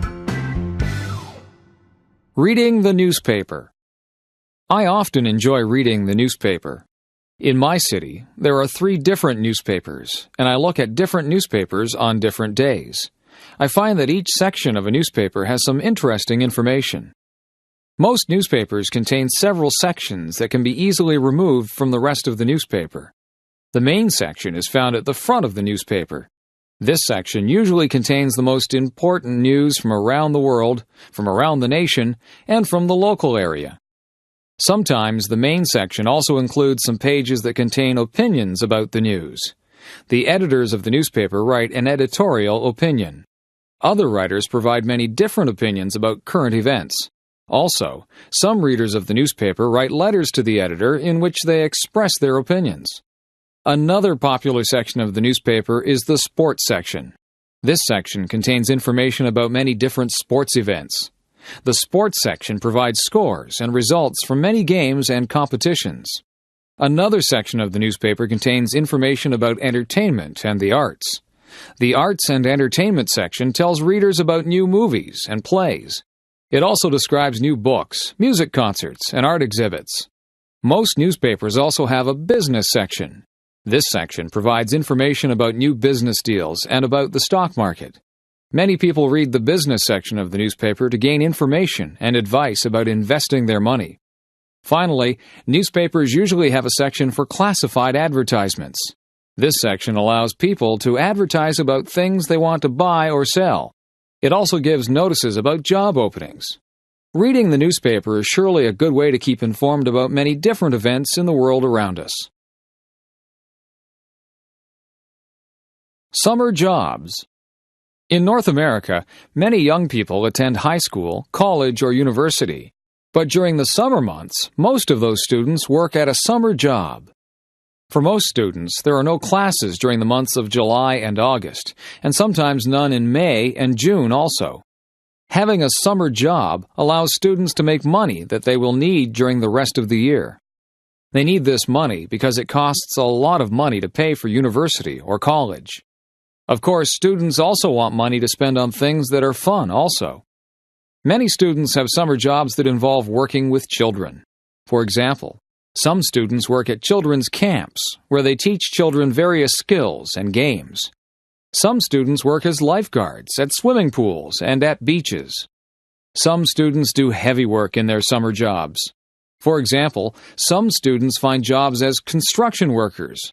Other students work in factories, and some students work on farms. There are other students who find jobs mowing lawns or collecting trash. Quite a few students work in stores. Some of these students have jobs as cashiers, and some have jobs putting products on store shelves. Other students work in restaurants, as waiters or as cooks. Other students work in offices. Some of them work as assistants for other employees. Their tasks might include typing letters, programming computers, or delivering mail. Some students enjoy their summer jobs very much, and they find those jobs to be a pleasant break from studying. Other students do not really enjoy summer jobs, but find their jobs to be a nice way to make new friends. But nearly all students who have summer jobs are pleased to have the chance to earn some extra money. Eating out. Many people enjoy the experience of going out to eat at a restaurant. It is enjoyable to eat one's favorite foods or to try some entirely new food. Going out to a restaurant is also fun because it allows a change from the usual routine of eating at home. There are many different kinds of restaurants. One popular type of restaurant is the fast food restaurant. When ordering fast food, you must first wait in line at the front of the restaurant and then order food from the counter. After paying, the food is quickly delivered and you can then take the food to a table where you can enjoy your meal. In most restaurants, you don't have to go to a counter to order your food. Instead, you are taken to a table soon after entering the restaurant. There, a waiter comes to give you a menu. You can choose your meal from the foods that are listed on the menu. After ordering, it takes some time to prepare your food. After a while, the waiter brings your meal to the table. When you are finished eating, the waiter brings the bill or check. You then pay for the meal and leave some extra money as a tip for the waiter. In some restaurants, the waiter does not bring the meal to your table. Instead, after you are taken to a table, you then go to a counter called a buffet. There you can select different types of foods, such as salads, soups, meats, breads, vegetables, and desserts. After putting the food on your plate, you return to your table.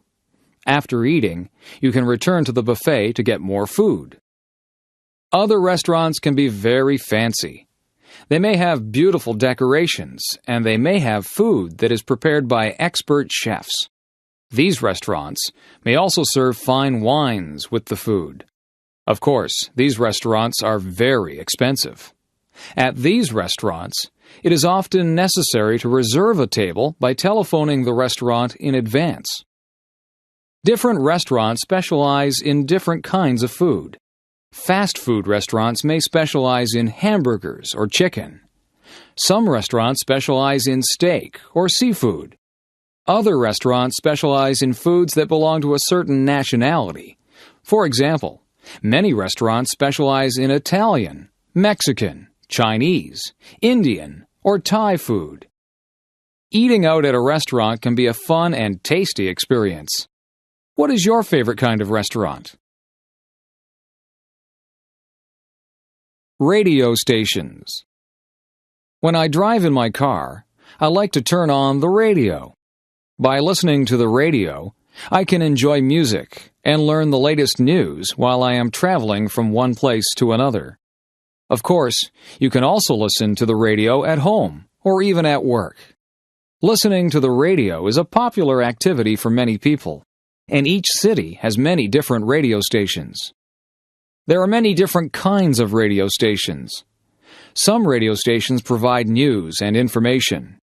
Other radio stations have a talk format, where listeners can call the radio station's experts to discuss political affairs or to ask for personal advice.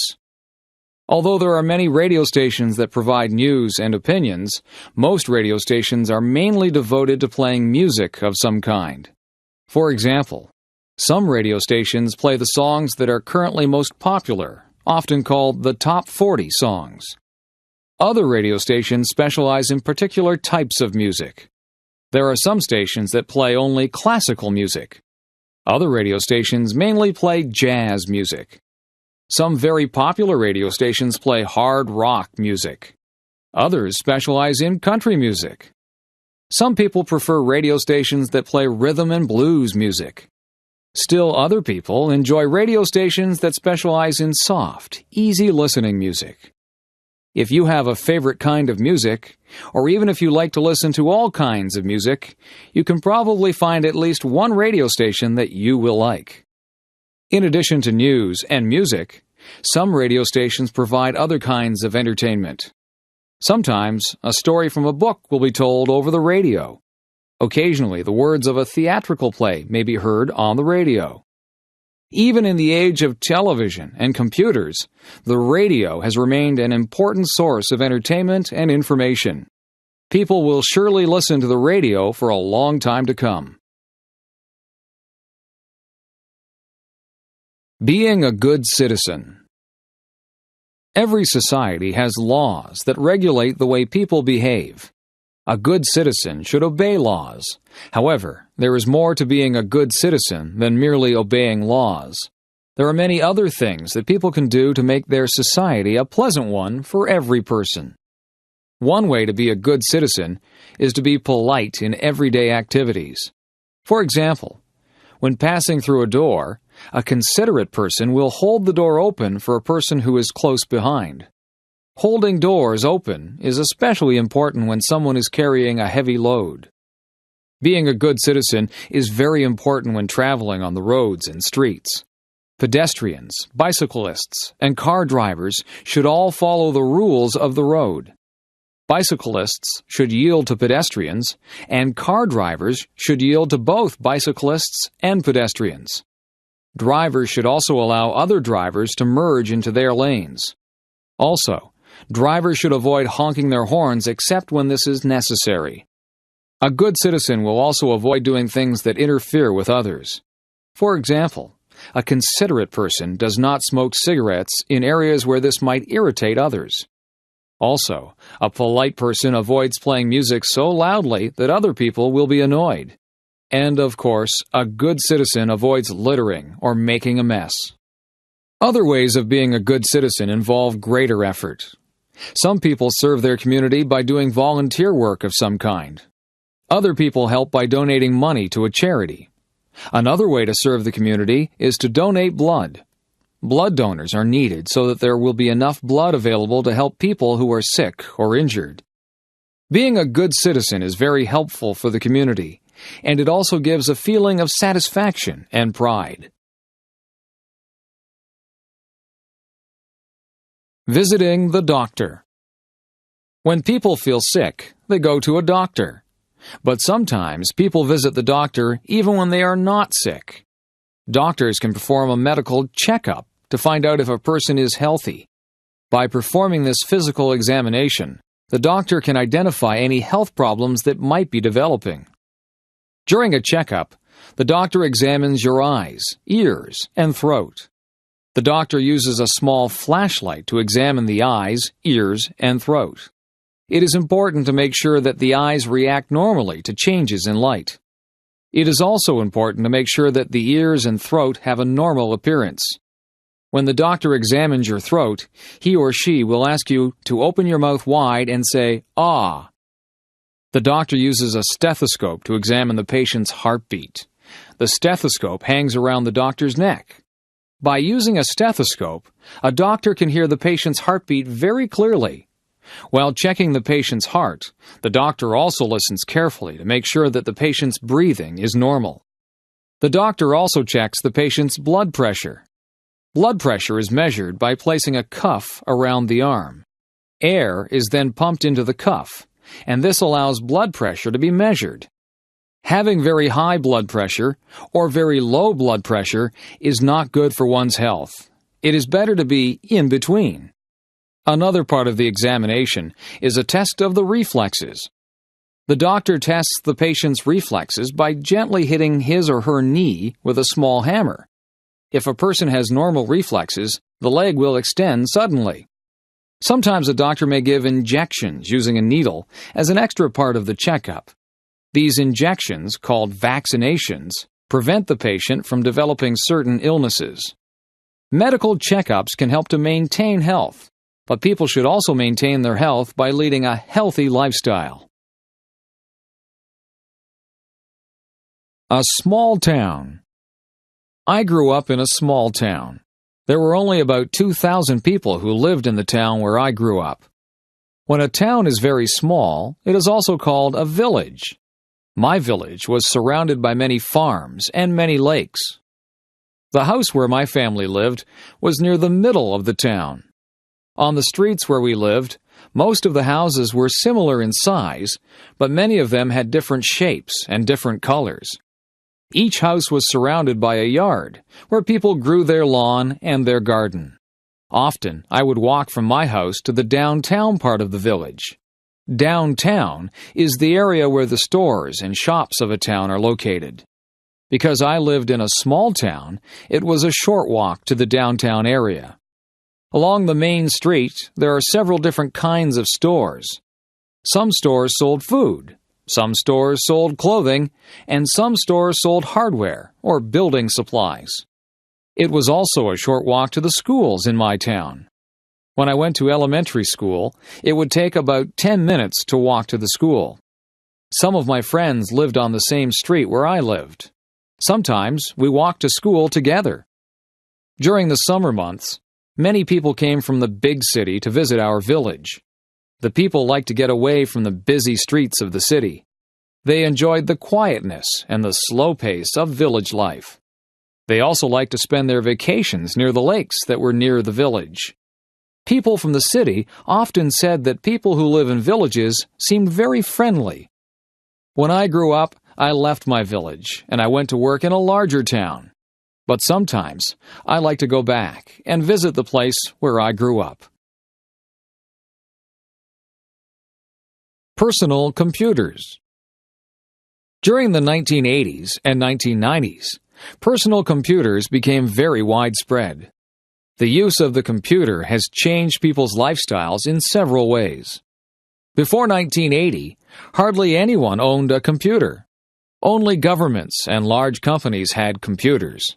But throughout the 1980s and 1990s, computers became much cheaper, faster, and smaller, and they held much more memory. More and more people were able to afford to buy a computer. By the year 2000, computers had become very common. For many people, the personal computer is used mainly for performing calculations and for word processing. For example, people can calculate their finances on the computer.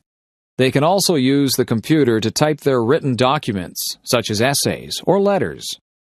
Many people enjoy playing games on their computers. Some people like to play chess or checkers on their computer. Other people prefer games that require fast reflexes and fine coordination. Computer games were very simple during the early days of the 1980s. Today's computer games show detailed images and sounds. Another very popular use of computers involves communication. Many people keep in touch with their friends and relatives by using electronic mail or email. Email allows people to send letters instantly to people far away. It is even possible to attach pictures to one's email messages. Many people also like to use their computer to gain information on the internet. The Internet is a vast network of electronic pages where people can find information on many different topics. For example, people can read newspapers and magazines on the Internet.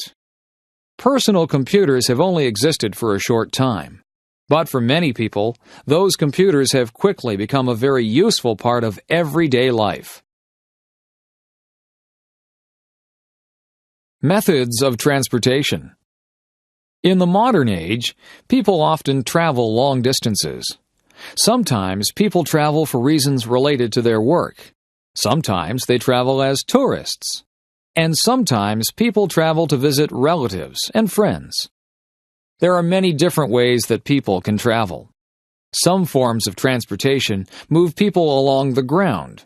Other methods of transportation move people across the water or through the air. Airplanes provide the fastest method of traveling. Modern jet airliners travel at about 1,000 kilometers per hour. These airplanes cruise through the skies almost 10 kilometers above the level of the sea. Jet airplanes allow people to travel great distances in a short time. For example, it is possible to fly across a great ocean, such as the Pacific or the Atlantic, in several hours. Ships were once the only way to travel across the oceans. Before airplanes, it took many weeks or months to travel around the world. Today, many people still travel by ship when crossing smaller bodies of water. Some ships, called ferries, allow people to bring their cars with them onto the ship.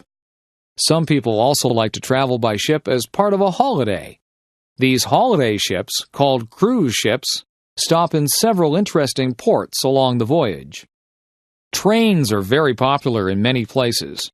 In some places, such as Japan and France, trains travel at high speeds of about 300 kilometers per hour. These trains move people throughout the country very quickly and efficiently. Trains are also used to move people over short distances, such as the trip from one's home to one's workplace. Buses and cars are also widely used for transportation. Some people travel by bus or car for only short trips, but sometimes buses and cars are used for very long journeys. In North America, many people have driven across Canada or the United States in their cars. The wide, smooth roads allow cars and buses to travel quickly from one place to another. There are many different methods of transportation. Which one do you think is the best? A life experience. My friend Lanny and I went to Burger King yesterday. We ordered a big order of French fries and a couple of drinks. Lanny got a strawberry milkshake. I picked out a table near the window so we could look at the people passing by. As we were sitting there, we heard our favorite song, Butterfly, by the band Crazy Town, come on the radio. We looked at each other with big grins on our faces and started singing and dancing. It was great fun. Many people began staring at us, wondering why we were so happy. We didn't care. We just kept on moving and enjoying ourselves. The song ended and we were almost finished our food. We sat and talked about what was happening in our lives. She had just bought 4 new t-shirts for the summer. The new sandals she had gotten for her birthday had given her really bad blisters on the sides of her feet. When she wore other shoes, she had to wear Band-Aids on the blisters. I told her that I had bought 4 new CDs. I love music. As we finished our conversation, we finished off our drinks. I like going out with Lanny and talking. Lanny is my best friend, and I can talk to her about anything. I am glad I have her to share my life with, even if it is as simple as going to Burger King and eating French fries. Lanny and I are planning to travel together, so we are trying to save our money. Our French fries and drink only came to about $6, so we didn't feel too bad about spending our money. I wonder, though, if McDonald's would have been cheaper. Airplane ride. Tasha signed a piece of paper which gave her a chance to win a free airplane ride. She put her name, address, and telephone number on that piece of paper. A few days later she got a telephone call. It was the man that was holding the ticket draw. Tasha didn't think she would win, but the man on the telephone said she did. She listened as the man told her where she would have to go to get her free airplane ride. She had to go near the town of Grimsby. She was allowed to pick a friend to go with her on the airplane ride. Tasha was so happy. She asked her twin sister Tanya to go with her. Tanya was very excited. Neither of them had been on an airplane before. When they got to the airplane center, Tasha and Tanya were nervous. They knew the airplane was small, so that meant only the pilot and them were going to be in the plane. Their mum took a picture of them beside the plane before they left. Tasha and Tanya hopped into the plane. They put their seatbelts on and got ready for takeoff. Tasha got to sit in the very front, right beside the pilot. Tanya sat behind Tasha. The girls laughed nervously as the plane started rolling down the runway. They went faster and faster, trees passing by quickly. There was a powerful surge making everyone's head jerk back. The plane started lifting off the ground. Up, up, and away! They were up off the ground and flying high in the sky. It seemed as though they could get anywhere within a matter of seconds. They flew from Grimsby to Beamsville, where they saw their high school. Then on to St. Catharines, and then Niagara Falls. They even flew over top of their house. They took pictures of their house. They could see their pond from way up there, too. The pilot asked Tasha if she wanted to fly the plane. Sure, Tasha said. So Tasha took the steering handle and began to fly the plane. She didn't really know how to fly it, so when she pulled the handle down, the plane shot upward. Both of the girls squealed. Tasha leveled the plane and flew smoothly from then on. Soon it was time to go back to Grimsby. The pilot took over again. We braced ourselves as the landing strip got nearer. The landing went smoothly with Tasha and Tanya beaming as they looked out at the ground. They hopped off of the plane, thanked the pilot, and ran to tell their mum about their wonderful experience. A rainy day. The clouds were very gray. There was a loud boom that came from the sky. A bolt of lightning struck down a tree.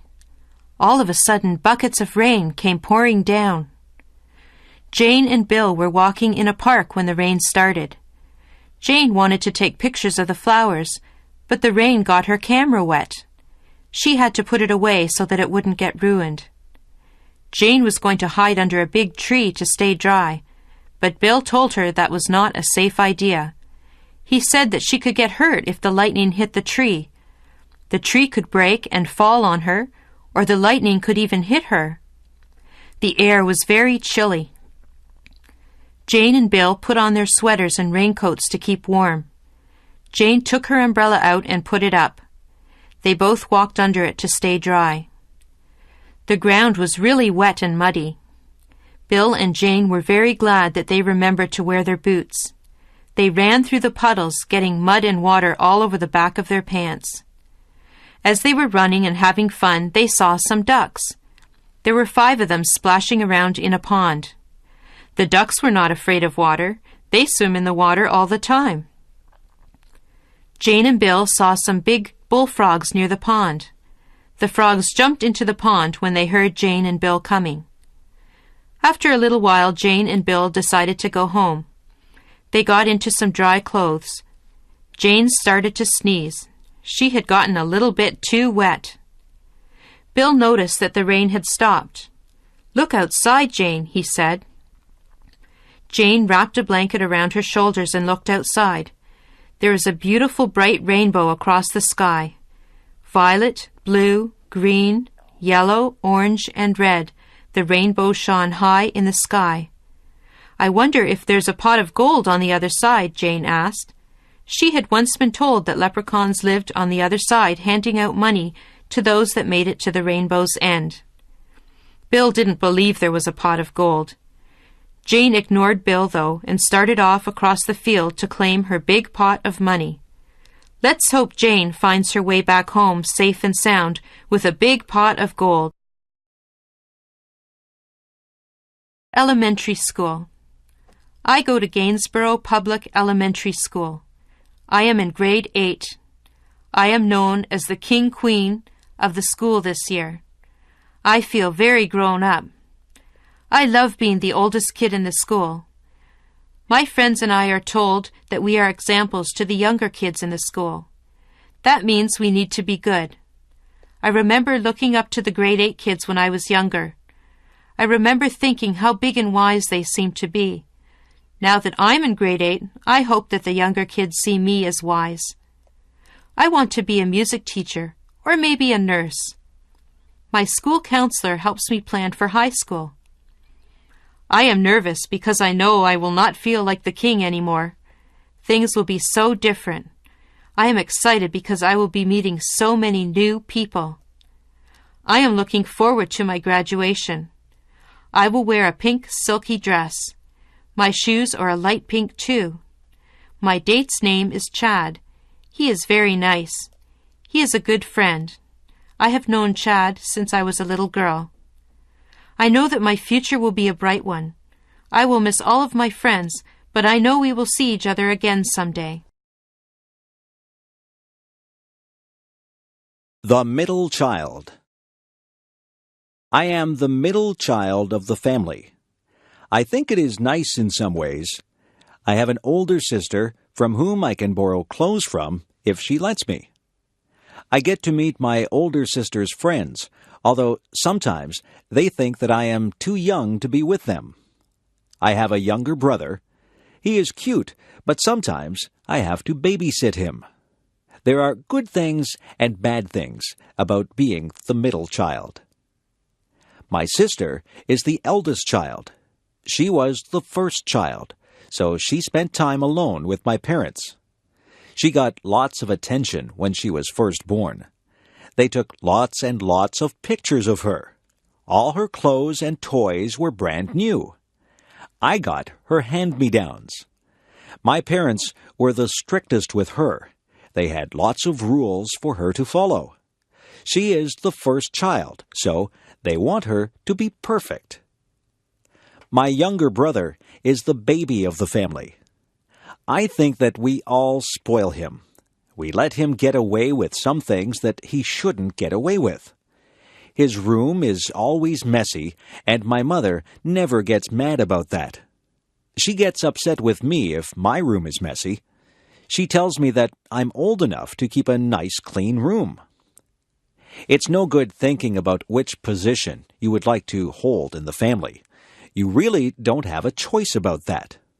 I think I like being the middle child. I can relate to my older sister and my younger brother. Yes, I think the middle is probably a good place to be. Advice to a student from a foreign country. My advice to a student from a foreign country would be to talk, talk, talk. Talk as much as you can to the people who live in the place that you are visiting. Talk to them and practice your new language skills. Learn all the funny sayings and different words that make up their language. Talking is the only way to really learn a language. Listen to people and talk to people. If you talk to people, you will also learn about their culture. I have a friend from Japan. His name is Nori. He often comes to see me just so that he can practice his English. He gets confused about words that sound the same but mean different things. He was asking me about the words see and see. I explained to him that they do sound the same, but they are spelled differently, and they mean different things. Nori is learning some of our funny sayings from different people. One morning, I asked him how he was, and he said, "Alive and kicking." Another morning, when I asked him how he was, he said, "So-so." He laughs about these strange sayings that we use. He is learning English quickly because he spends a lot of time with English-speaking people. He likes to have lunch with my friends and me because we ask him questions about his homeland, and he answers us in English. If he doesn't understand our questions, we spend time explaining what we mean to him. He says that he enjoys being here. He thinks that the people are very friendly. We enjoy speaking to him and helping him to learn English. We also enjoy learning about his country. It is enjoyable for us to meet new people and learn about new things. Video designed by English7levels.com. A ghost. One dark and gloomy night, I was sitting in my bedroom reading ghost stories. The stories were very scary. A storm was brewing outside my window. The wind began to howl, and the trees shook and bent in the wind. Lightning started to flash across the sky. I felt uneasy as I heard the low rumble of thunder. I glanced around my room.